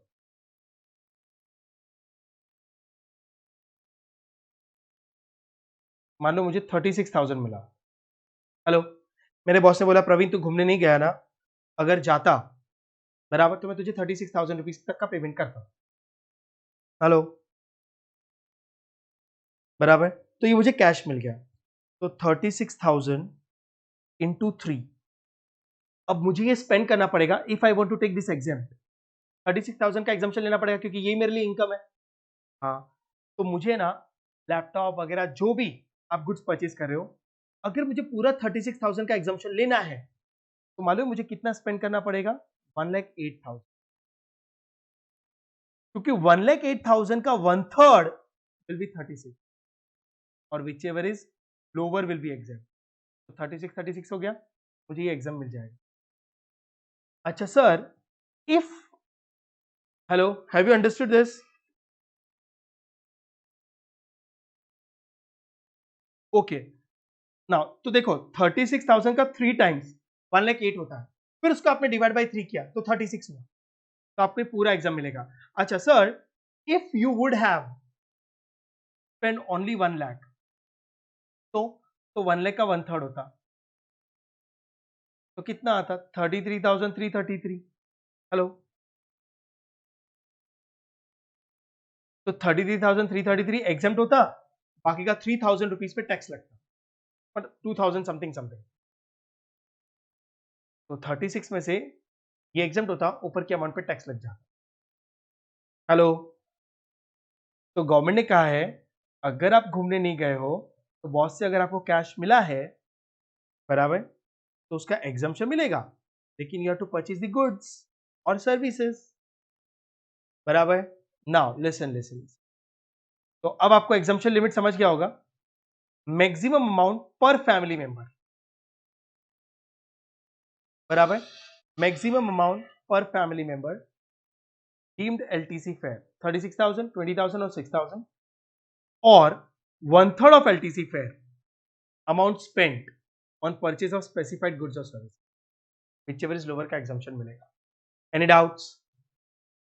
okay, but sir हम लोग को 2 बार घूमने जाना अलाउड था, हेलो, 4 साल में।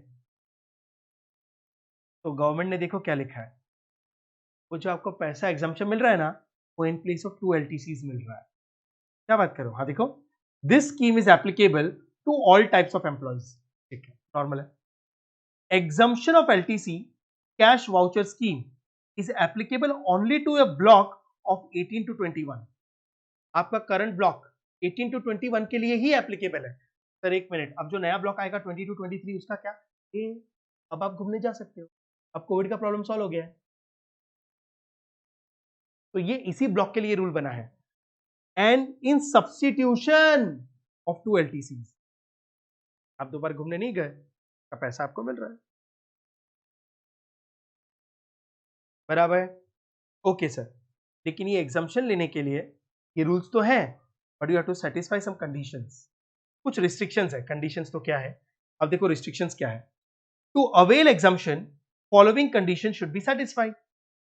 ओके, क्या कंडीशंस है भाई? स्पेसिफाइड गुड्स और सर्विसेज मींस कौन से गुड्स और सर्विसेज खरीदने हैं? Which are liable to be tax GST at the rate 12% और मोर। मतलब गवर्नमेंट कितना स्मार्ट है ना, आपको वही गुड्स खरीदने हैं जिसके ऊपर 12% या उससे ज्यादा जीएसटी लगता हो, तो गवर्नमेंट का रेवेन्यू भी बढ़ेगा। तो यहां पे तुमको टैक्स का एग्जाम्पशन दे रहे हैं, वहां पे इनडायरेक्ट टैक्स का रेवेन्यू बढ़ा रहे हैं।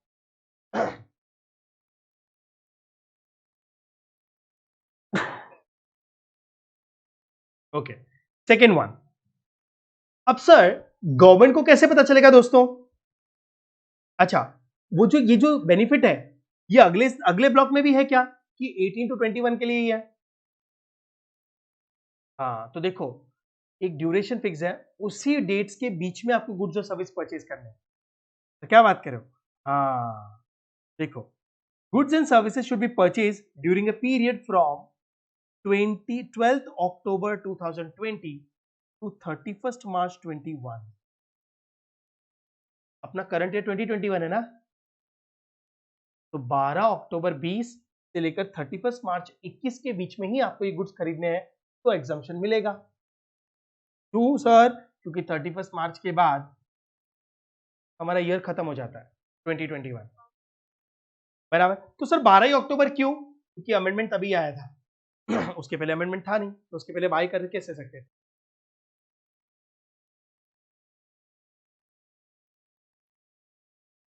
समझे? ओके, सी, सर गवर्नमेंट को कैसे पता चलेगा कि आपने जीएसटी पे करके गुड्स खरीदे हैं?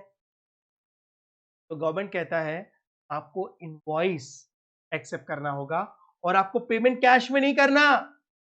तो सर बैंक से पेमेंट्स करने हैं, इलेक्ट्रॉनिक मोड से पेमेंट करो, कैश में पेमेंट किया तो ये एग्जम्पशन नहीं मिलेगा। हाँ हाँ, क्या बात करो, अगेन कैश पे रिस्ट्रिक्शन।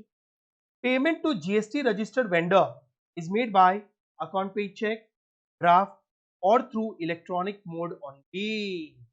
आप सोचोगे कि कैश में पेमेंट कर देते हैं, नहीं चले, और वो टैक्स इनवॉइस लेना पड़ेगा। Tax invoice should be obtained from vendor, tax invoice should be obtained from vendor. Hello, समझा? अरे जल्दी बोलो। नाउ अब sir, can you tell me कि मैक्सिमम लिमिट 36, 20 और 6000 कैसे है? बता। इट डिपेंड्स कि बॉस आप लोग को कौन सा फेयर का रिएम्बर्समेंट कर रहा है। तो गवर्नमेंट ने क्या लिखा देखो, हो सकता है कि बॉस आपको हमेशा बिजनेस क्लास ऑफ एयरफेयर देता हो, तो मैक्सिमम 36,000 पर पर्सन का लिमिट है, पीपी मतलब पर पर्सन। अच्छा सर, अगर बॉस इकोनॉमिक क्लास एयरफेयर दे रहा हो तो का रिएम्बर्समेंट तो 20,000 पर पर्सन। एयरफेयर, एयरवेज में दो क्लास होती हैं, एग्जीक्यूटिव क्लास जिसका बिजनेस क्लास कहते हो, और इकोनॉमिक क्लास। हेलो, हाँ, लेकिन बॉस आपको रेलवे का फेयर रिएम्बर्स कर रहा है, तो 6,000 per month is the maximum limit. क्या बात करें? ओके, तो डिपेंड करता है कि आप ऑर्गेनाइजेशन में किस लेवल पे काम कर रहे हो, और बॉस आपको, अगर आप घूमने जाते तो हो सकता है कि आपका बिजनेस क्लास का एयरफेयर होता, फिर बॉस बोलता ठीक है इतना पैसा नहीं।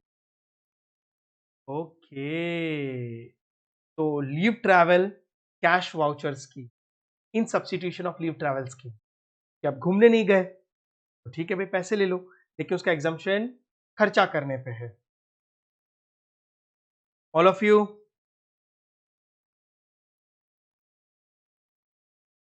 okay, so the last amendment of salary and the last amendment for you for December 21, understand? अब ये अमेंडमेंट किस चीज को लेकर है बताता हूं। सबसे पहले आप मुझे एक चीज बताओ, हमने रिकॉग्नाइज प्रोविडेंट फंड पढ़ा, हमने न्यू पेंशन सिस्टम पढ़ा, यस, हमने सुपर एन्युएशन फंड पढ़ा, एम्प्लॉयर्स कंट्रीब्यूशन,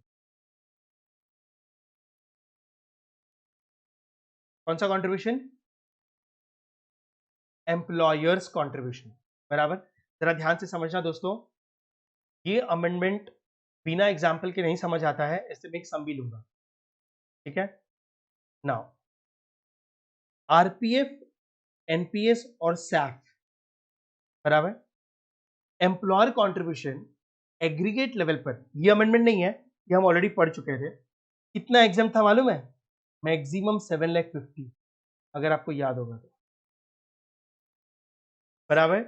आप लोगों ने, हाँ, ये परक्यूजिट है, सेक्शन 17 क्लॉज 2 सब क्लॉज 7 था, ठीक है, कि अगर बॉस रिकॉग्नाइज प्रोविडेंट फंड में कंट्रीब्यूट करता है, आपके न्यू पेंशन स्कीम में कंट्रीब्यूट करता है, और आपके सुपर एन्युएशन फंड में भी कंट्रीब्यूट करता है, तो सबका मिला के पूरे साल में 7,50,000 तक का एग्जाम्पशन होगा। हेलो, याद आया आप लोग को? बस बस बस, लिसन लिसन। तो मान लो, मेरा एक सवाल आपसे, कि आरपीएफ प्लस एनपीएस, मान लो कि I am an employee of proving CS, proving CS is my employer, and SAF, ये तीनों मिला के, प्रोविंग सीएस मेरा बॉस है, मेरे लिए 9 लाख कंट्रीब्यूट किया, तो मुझे कितना एग्जेम्प्ट होगा और कितना टैक्सेबल होगा?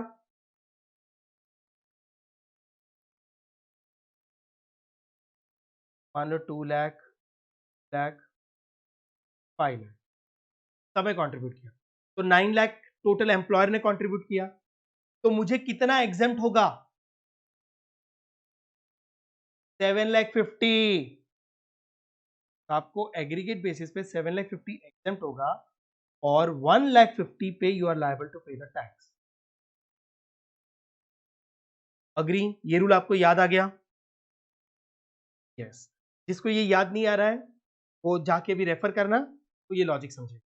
हाँ तो सर आप इस टॉपिक में क्या समझाना चाहते हो, बताता हूं। अब है ना, हम पहले सैलरी के नोट्स पे चलते हैं। आ जाओ। सुपर एन्युएशन फंड ओपन करो प्लीज। हाँ, ये 4.7 पेज नंबर होगा मेरे बुक में। तो सुपर एन्युएशन फंड देखो, मैंने यहां पे क्या लिखवाया था। RPF plus NPS plus SAF is equal to maximum 7,50,000 exempt. हाँ कि ना? यस, ये हमने लिखा था। अब इंटरेस्ट, ये जो फंड्स है, आरपीएफ में भी आपको इंटरेस्ट मिलता है, एनपीएस में भी आपको इंटरेस्ट मिलता है, और सैफ में भी आपको इंटरेस्ट मिलता है, तो आपको इंटरेस्ट इनकम भी आएगी। यस, लेकिन देखो मैंने आपको इंटरेस्ट के लिए क्या लिखवाया था, it is taxable but on proportionate basis. ये टैक्सेबल होगा लेकिन कौन से बेसिस पे? Proportionate basis. लेकिन फिर मैंने आपसे कहा था लेकिन ये प्रोपोर्शनेट कैसे होगा? वो अभी तक फॉर्मूला, वो मेथड इनकम टैक्स रूल्स ने दिया नहीं है। तो हमने देखो ब्रैकेट में क्या लिखा था, method till date not declared by government of. Taxable किस तरीके से होगा, प्रोपोर्शनेट कैसे होगा, उसका मेथड उस टाइम पे गवर्नमेंट ने दिया ही नहीं था कि इंटरेस्ट हम टैक्सेबल कैसे करेंगे। No method was given, but now the amendment is, ये मेथड कि इंटरेस्ट कैसे टैक्सेबल होगा, ये मेथड अब गवर्नमेंट ने दे दिया। तो वो मेथड अपने को पढ़ना है, how interest will be taxable. Hello, समझ में आया? तो है ना 7,50,000। अब देखो मैं आपको पहले तो ओवरऑल बता दूं, ये 9 लाख रुपीस डिपॉजिट हुआ बॉस का। यस, तो ये 9 लाख पे इंटरेस्ट मिला होगा। यस, अरे इंटरेस्ट तो टोटल डिपॉजिट्स पे मिलता है। जी सर जी, लेकिन एग्जाम कितना था उसमें से? 7,50,000। टैक्सेबल कितना था? 1,50,000। तो कहने से 9 लाख का ब्रेकअप हो गया है। तो इनकम टैक्स ने पहले जो रूल लिखे थे, ये 7,50,000 अमाउंट एग्जाम्प्ट है, तो इसका इंटरेस्ट भी एग्जाम्प्ट होगा। ये 1,50,000 अमाउंट टैक्सेबल है, तो इसका इंटरेस्ट भी टैक्सेबल होगा। ठीक है, प्रोपोर्शनेट। तो जितना अमाउंट, जितना कंट्रीब्यूशन, एम्प्लॉयर का कंट्रीब्यूशन टैक्सेबल है ना, उतने का ही इंटरेस्ट भी टैक्सेबल होगा। और जितना एम्प्लॉयर का कंट्रीब्यूशन एग्जाम्प्ट है अप टू 7,50,000, उतने का इंटरेस्ट भी एग्जाम्प्ट होगा। लेकिन सर हर साल होगा? हाँ सर, ये इतना खिचड़ी करेंगे कैसे? ये इंटरेस्ट कैसे कैलकुलेट करेंगे हर साल? क्योंकि इंटरेस्ट तो क्यूमुलेटिव मिलता है, कंपाउंडिंग। सिंपल इंटरेस्ट तो है नहीं कि हम ऐसे अलग कर ले। हेलो, हाँ तो गवर्नमेंट ने ना एकदम डिफिकल्ट सा फॉर्मूला दिया है, कॉमन मैन के लिए डिफिकल्ट है, हम प्रोफेशनल्स के लिए नहीं। तो गवर्नमेंट ने कहा है हम इंटरेस्ट जो कैलकुलेट करेंगे ना दोस्तों, वो इस तरीके से। This is the formula, TP is equal to PC divide by 2 into R plus PC1 plus TP1 into R. तो सर ये टीपी क्या है? ये इंटरेस्ट है, इंटरेस्ट, टैक्सेबल इंटरेस्ट, जो प्रोपोर्शनेट बेसिस पे ऑटोमेटिकली कैलकुलेट हो जाएगा अगर आप फॉर्मूला लगाओगे तो। सर ये क्या है? टीपी मतलब टैक्सेबल परक्यूजेट, उसको छोड़ दो। तो what is this PC divide by 2 into rate, R मतलब rate of interest, rate of interest plus PC1 plus TP1 into rate of interest. कुछ नहीं समझा? तो ये समझने के लिए अपने को कैलकुलेशन देखना पड़ेगा। हेलो,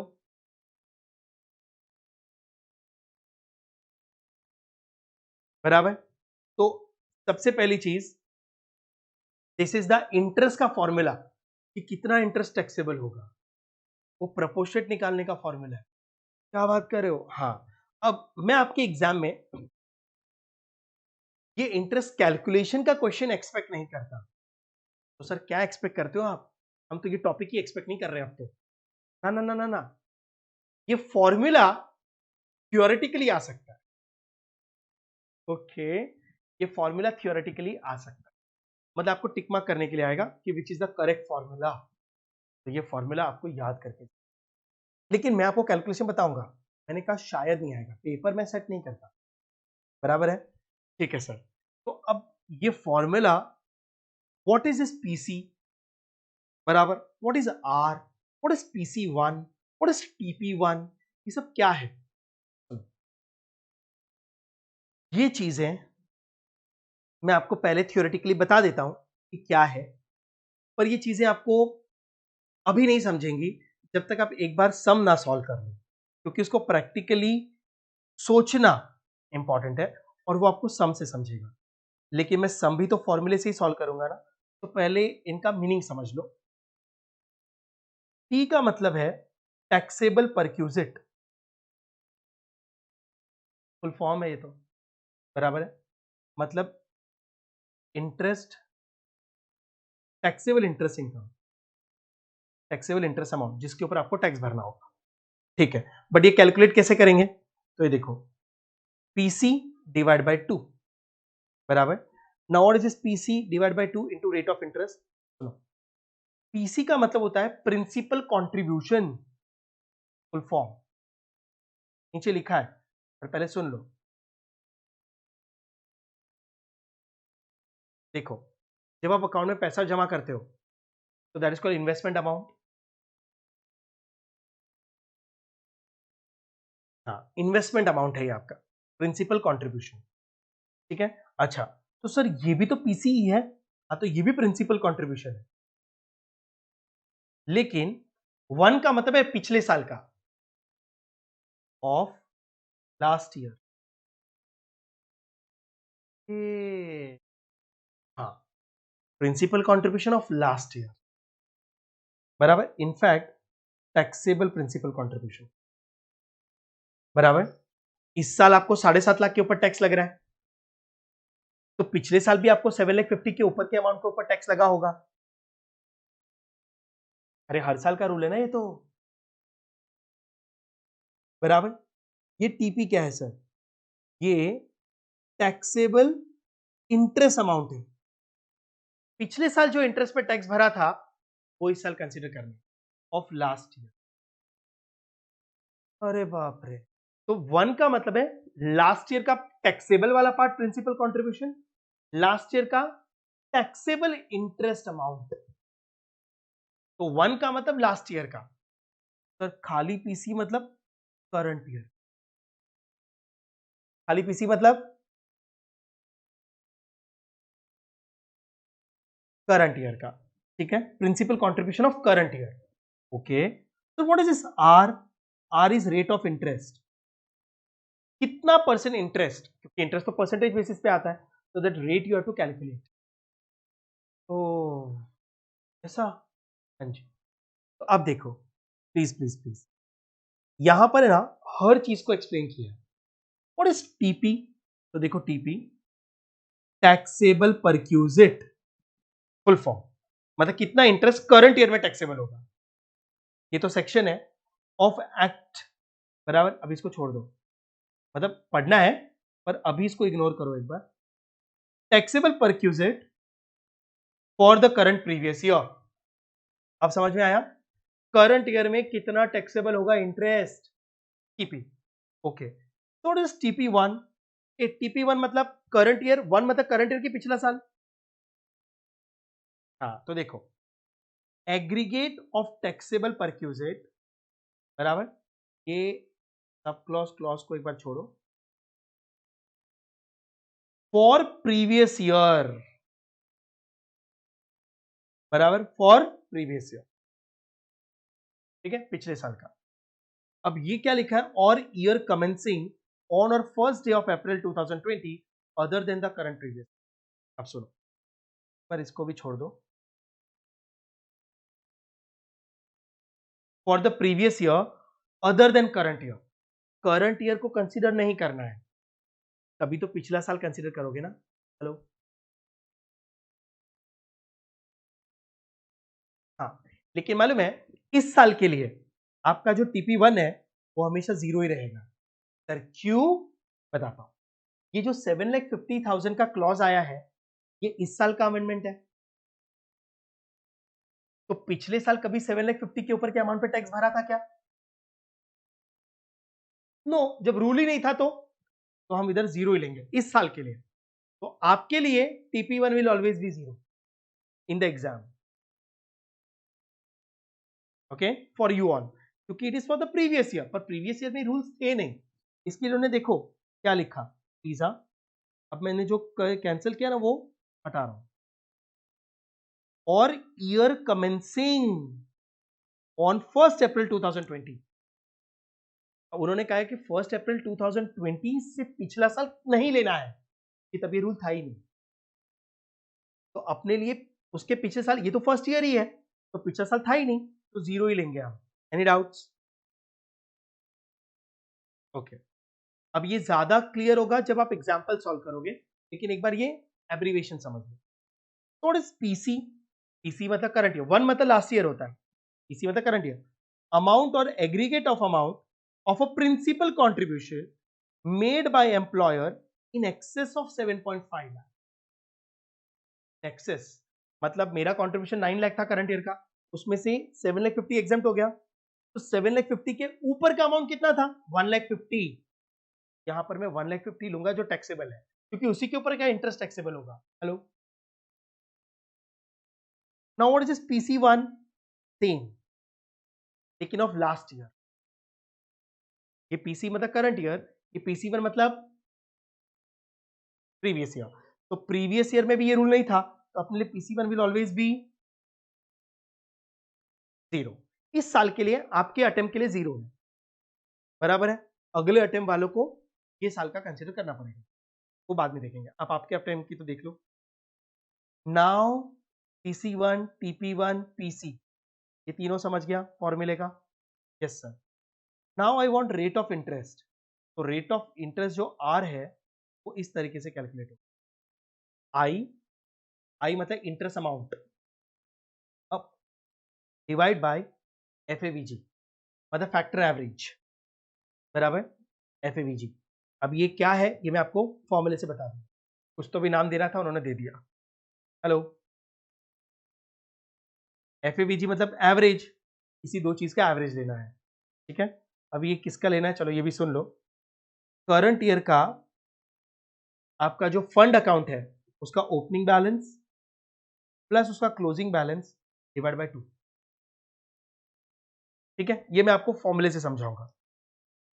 तो FAVG आ जाएगा, आपको आई आ जाएगा, उसको डिवाइड करो तो आपको रेट ऑफ इंटरेस्ट आ जाएगा। फिर वो रेट ऑफ इंटरेस्ट आपको ये फॉर्मूले में अप्लाई करना है, ओके।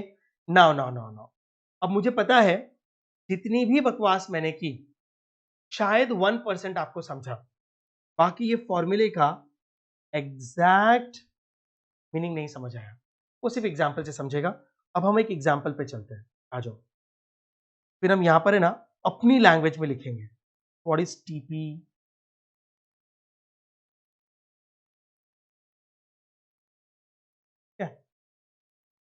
व्हाट इज PC, अपनी लैंग्वेज में लिखेंगे। मैंने एक पेज ब्लैंक रखा है आपको, what is PC1, what is TP1, how to calculate R, R के लिए आपको चाहिए I और FAVG, क्या है ये देखेंगे, बराबर। और फिर इधर आएगा I divide by FAVG, okay. वही चीज है अपनी लैंग्वेज में, क्योंकि वो चीज ना समझ में आए तो अब क्वेश्चन देखो फटाफट। एग्जाम्पल लिया है, mister Bijoy is an employee of Arindam textile limited, okay sir. तो बिजॉय एम्प्लॉय हो गया, ये एम्प्लॉयर हो गया, and he gives the following details of EY 2020। Basic salary 1,65,000 per month, अपने को कोई लेना देना नहीं है, पूरा सम रखा है इसके लिए। डियरनेस अलावेंस अपने इस फॉर्मूले में उसका कोई लेना देना नहीं है बाकी टैक्सेबल है। कमीशन, टर्नओवर कमीशन, इस इंटरेस्ट को समझने के लिए कोई लेना देना नहीं है, हट दो। अब फोर्थ देखो, फोर्थ प्लीज सुनना, the employer and employee both contribute, boss भी कॉन्ट्रीब्यूट कर रहा है, हम भी कॉन्ट्रीब्यूट कर रहे हैं 90,000 per month to the recognise provident fund. मतलब हमारा जो आरपीएफ अकाउंट है उसमें हम भी कंट्रीब्यूट कर रहे हैं 90,000 पर मंथ और हमारा बॉस भी काउंट कर रहा है। अभी तो पता है ना, दोनों का कंट्रीब्यूशन होता है, ठीक है। Fifth, they also contribute 20,000 per month each to approved superannuation fund. ओ, मतलब मेरा एक सुपर एन्यूएशन फंड भी है, उसमें मैं भी और मेरा बॉस भी 12,000 रुपए महीना कंट्रीब्यूट करता है sorry 20,000 rupees per month. Wow, superannuation fund भी है। And 12,000 per month each to employees account in new pension scheme. मतलब एनपीएस अकाउंट में भी 12,000 कंट्रीब्यूट होता है। यस, मतलब ये मेरे करंट ईयर की इनकम्स है। हेलो, इसका मतलब मेरा तीनों अकाउंट है, मेरा सैफ अकाउंट भी है, मेरा रिकॉग्नाइज प्रोविडेंट फंड अकाउंट भी है, मेरा न्यू पेंशन स्कीम अकाउंट भी है। हाँ की ना? ठीक है। अब देखो सिक्स पॉइंट क्या दिया है, उन तीनों अकाउंट का ओपनिंग बैलेंस दिया है। The balance in the employees account in each of this fund on 1 अप्रैल 2020। अरे हर साल कंट्रीब्यूट होता है, तो आपका भी तो सेविंग बैंक अकाउंट, उसमें ओपनिंग बैलेंस होता है कि नहीं, पिछले साल का बैलेंस। हाँ, तो रिकॉग्नाइज प्रोविडेंट फंड में 26 लाख रुपए का बैलेंस है। सुपर एन्यूएशन फंड में 12,70,000 का बैलेंस है और एनपीएस अभी इस साल ही ओपन करवाया है, ये पहला साल है, तो पिछले साल जीरो है। अरे इस साल ओपन करवाया तो पिछले साल का बैलेंस कैसे हो सकता है?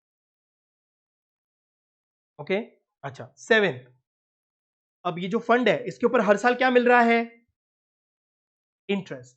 तो इस साल कितना इंटरेस्ट मिला देखो, interest credited to each account in PY 2020, ये मेरा करंट ईयर का इंटरेस्ट है टोटल। आरपीएफ में मुझे इस साल 4,04,000 का इंटरेस्ट मिला। सुपर एन्यूएशन फंड में I have received interest of 1,57,500 और पेंशन स्कीम 19,296। अबे यही तो अपना आज का सम है। अब ये इंटरेस्ट जो आपको मिल रहा है इसमें से टैक्सेबल कितना, तो फॉर्मूला इस पे लगेगा, PC divide by 2 into R plus PC 1 plus, तो compute the amount of perquisite taxable. ठीक है, ठीक ठीक, कर लेंगे भाई, कर लेंगे सबसे पहले तो कैन आई से एम्प्लॉयर का कंट्रीब्यूशन भी टैक्सेबल होगा 7,50,000 के ऊपर। हेलो, यस यस, तो नाउ लिसन, सबसे पहले हम कंट्रीब्यूशन का टैक्सेबिलिटी निकाल देते हैं, इंटरेस्ट बाद में कैलकुलेट करें। Employer contribution to RPF, employer का कंट्रीब्यूशन ही ले रहे हैं, एम्प्लॉयर का कंट्रीब्यूशन कभी टैक्सेबल नहीं होता। तो बॉस ने 90,000 पर मंथ डिपॉजिट किया फॉर 12 मंथ्स। इस साल मेरे बॉस ने आरपीएफ में कितना कंट्रीब्यूट किया? 10,80,000। सैफ में मेरा बॉस हर महीने 20,000 रुपीज कॉन्ट्रीब्यूट कर रहा था फॉर 12 मंथ्स, तो 2,40,000। यस, एनपीएस में my boss was contributing 12,000 per month for the whole 12 months, 1,44,000। तो मुझे एक चीज बताओ, मेरे बॉस ने टोटल इस साल कितना कंट्रीब्यूट किया? तो कैन आई से this is my salary income. Yes, लेकिन गवर्नमेंट कहता है प्रवीण प्रवीण पूरा टैक्सेबल नहीं होगा, कितना एग्जेम्प्ट होगा? यस, तो देखो 7,50,000 माइनस किया,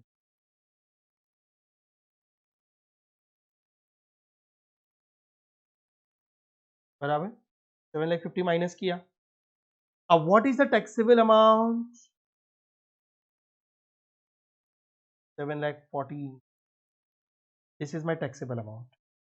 तो सर ये अमेंडमेंट है? नहीं, ये हम पहले ही पढ़ चुके थे, ये इस बार का अमेंडमेंट नहीं है, इस साल का अमेंडमेंट है, लेकिन ये ऑलरेडी हम लेक्चर्स में पढ़ चुके हैं। This is how you should calculate it. लेकिन सर ये जो 7,14,000 है इसके ऊपर का इंटरेस्ट भी तो टैक्सेबल होगा।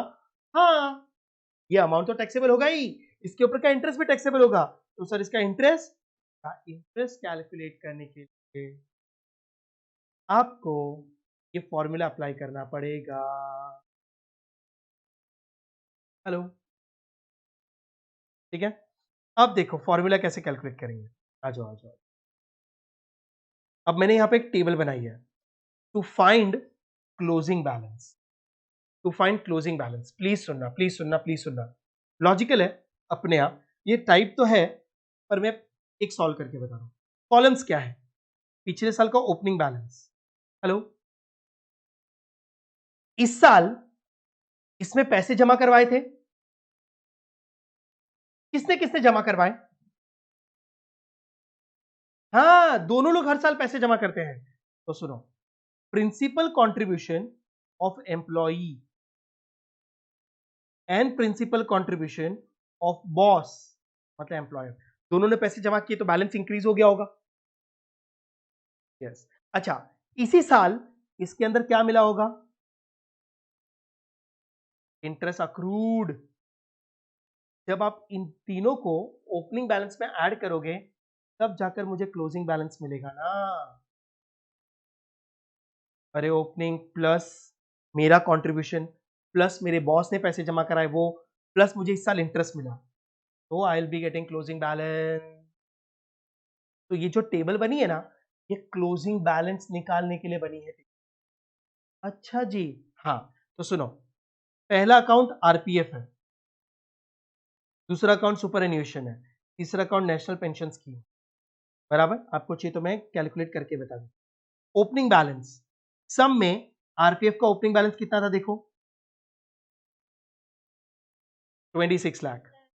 तो देखो मेरा ओपनिंग बैलेंस पिछले साल तक जो जमा हुआ है 26 लाख, बराबर है, प्लस कंट्रीब्यूशन ऑफ एम्प्लॉय बराबर 90,000 पर मंथ है।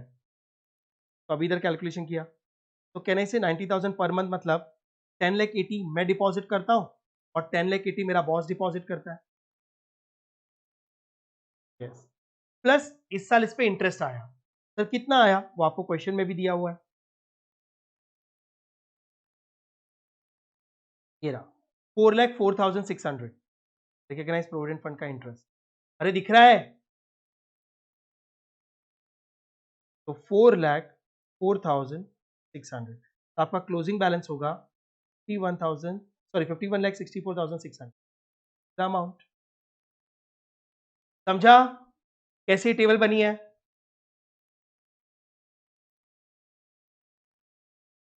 Hello, yes. Similarly superannuation fund का भी closing balance, similarly new pension scheme का भी क्लोजिंग बैलेंस। अब ये सब क्लोजिंग बैलेंस का टोटल 73,79,396। सर ये तो आपने तीनों का टोटल कर लिया। Yes, this is called aggregate. आप लोग जब वो लीगल जो टेक्निकल वर्ड्स पढ़ोगे उसमें हर जगह पे वर्ड एग्रीगेट यूज हुआ है। एग्रीगेट का मतलब है तीनों का टोटल लो। हेलो, पक्का? Now you understood how this table has been formed. Okay, अब देखो सर ये एवरेज क्या है बताता हूं। ये है आपका एफएवीजी। एफएवीजी निकालने के लिए हमने इतनी सब मगजमारी की, क्या बात कर रहे हो सर? हाँ, जस्ट टू कैलकुलेट एफएवीजी। अब एफएवीजी कैसे निकलेगा मालूम है? Opening balance plus closing balance divide by 2। क्या बात कर रहे हो सर? हाँ, अब देखो आरपीएफ, अच्छा हम है ना इंडिविजुअल भी निकाल सकते हैं या फिर हम टोटल भी निकाल सकते हैं। चलो मैं आपको बता देता हूं, मुझे बताओ ये टेबल में ओपनिंग बैलेंस ऑफ आरपीएफ कितना है? 26 lakh which is given in the question. तो सर ये टेबल क्यों बनाई? अरे क्लोजिंग बैलेंस निकालने के लिए। क्लोजिंग बैलेंस कितना है?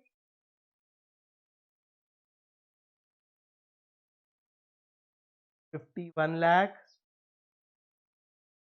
46 डिवाइड बाय 2, अपने कैलसी पे करके देखो, आपको 38,82,300 आ जाएगा। क्या बात करूं? हाँ, सिमिलरली सेफ का भी ओपनिंग बैलेंस क्या है?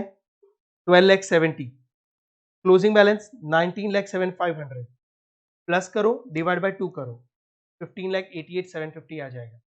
Okay, now NPS opening balance 0 plus closing balance 3,07,296 divide by 2 करो, 1,53,648 आ जाएगा।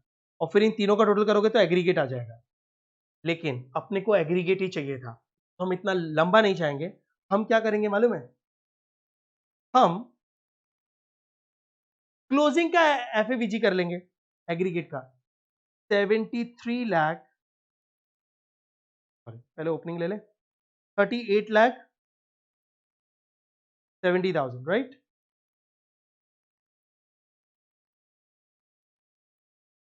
प्लस 73,79,396 डिवाइड बाय 2 करके देखो, आपको ये फिगर आ जाएगा। हेलो,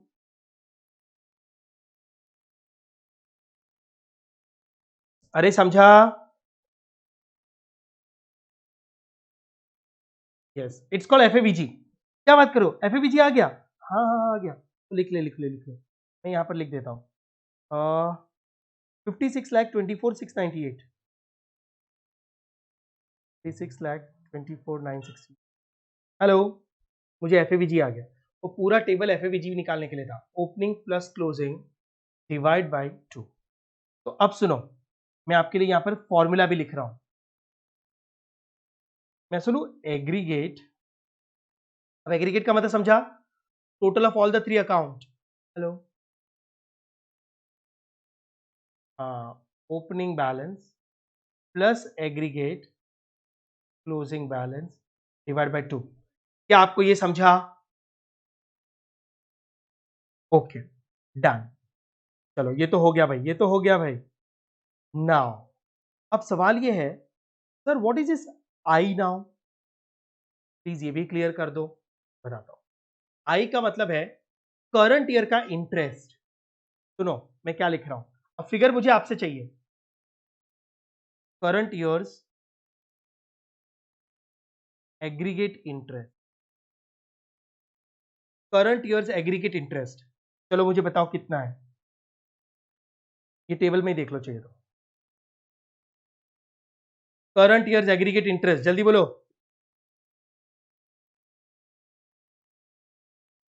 ये देखो, ये इंटरेस्ट है एग्रीगेट 5,81,396, 5,81,396। हेलो,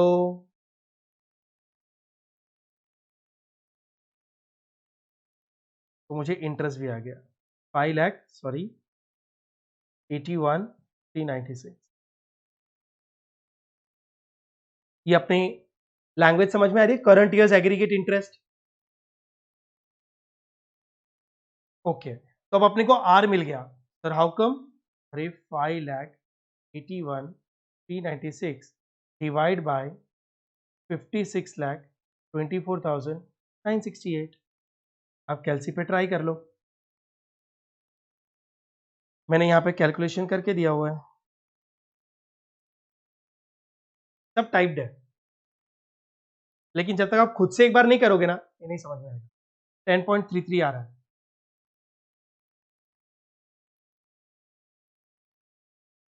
10.33%। आर तक कोई डाउट? जल्दी बोलो। ओके, नाउ ये जो टी है, ये तो टैक्सेबल इंटरेस्ट इनकम है, ये तो फॉर्मूले से आएगा, करंट ईयर। अब पीसी, पीसी1 और टीपी1 चाहिए। तो देखो, पीसी मतलब प्रिंसिपल कंट्रीब्यूशन। हेलो, बराबर, ओके। पीसी1 मतलब लास्ट ईयर का, लेकिन लास्ट ईयर का अपने लिए क्या होगा और टीपी1 भी लास्ट ईयर का, अपने लिए क्या होगा, बराबर। खाली पीसी चाहिए, पीसी मतलब करंट ईयर का, तो करंट ईयर का प्रिंसिपल कंट्रीब्यूशन। हेलो, अच्छा, करंट ईयर का जो कंट्रीब्यूशन था एम्प्लॉयर का,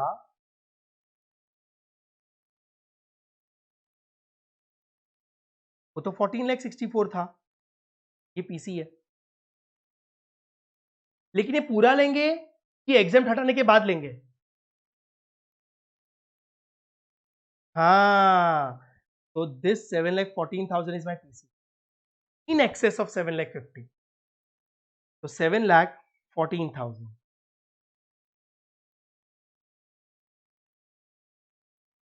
7,14,000. हेलो, समझ आया? नाउ कैलकुलेशन नहीं आएगा, लेकिन मीनिंग समझने के लिए भी तो ये जानना जरूरी है. ऊपर का मीनिंग आपको समझ रहा है? नहीं. हाँ, नहीं नहीं, ये नहीं आएगा calculation.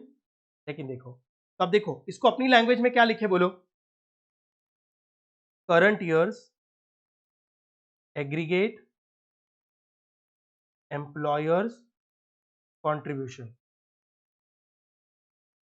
In excess of 7,50,000. Hello, any doubts? ये ओके. ना, तो अब देखो, अब आपको फॉर्मूला लगाना है. TP is equal to, formula याद है किसी को? PC divide by 2 into R plus PC1 plus PC1 into R बराबर. अब इसको सब्स्टिट्यूट करो. पीसी मतलब 7,14,000 डिवाइड बाई 2 इंटू आर मतलब 10.33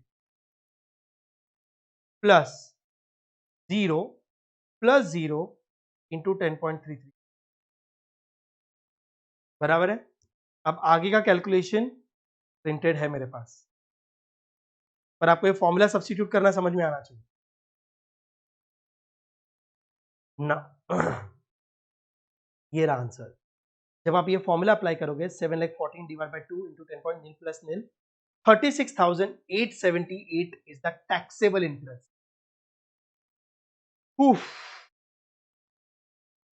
क्या बात कर रहे हो सर. होप समझ में आ गया होगा. पूरा फाइल आपको मिल जाएगा, शांति से बैठ के. बाकी सब अमेंडमेंट्स झटके में समझ गए होंगे. ये इंटरेस्ट के लिए आपको प्रैक्टिस करनी पड़ेगी बराबर. नहीं तो खाली फॉर्मूला पढ़ो. एक मार्क के लिए मेरे हिसाब से इतना कैलकुलेशन नहीं आना चाहिए. बट हाँ, एक चीज हो सकती है, अगर मुझे आपको कैलकुलेशन पूछना ही है इन द एग्जाम, तो what I going to do you know, मैं आपको ना इतना डिटेल क्वेश्चन नहीं दूंगा, लेकिन I will going to give you this figures directly. PC 7,14,000 बराबर है. आई एफएवीजी में आपको दे दूंगा, PC1 TP1 भी दे दूंगा. आपको डायरेक्टली फॉर्मूला लगाना है. अरे अगर मैं आपको डायरेक्टली ये सारे फिगर्स दे देता हूं तो आप फॉर्मूला लगा ही सकते हो ना. तो एक मार्क के लिए पॉसिबल है. Then the MCQ for 1 mark is possible, because then I am giving you everything directly. है ना. तो ये क्वेश्चन बहुत इजी हो जाएगा.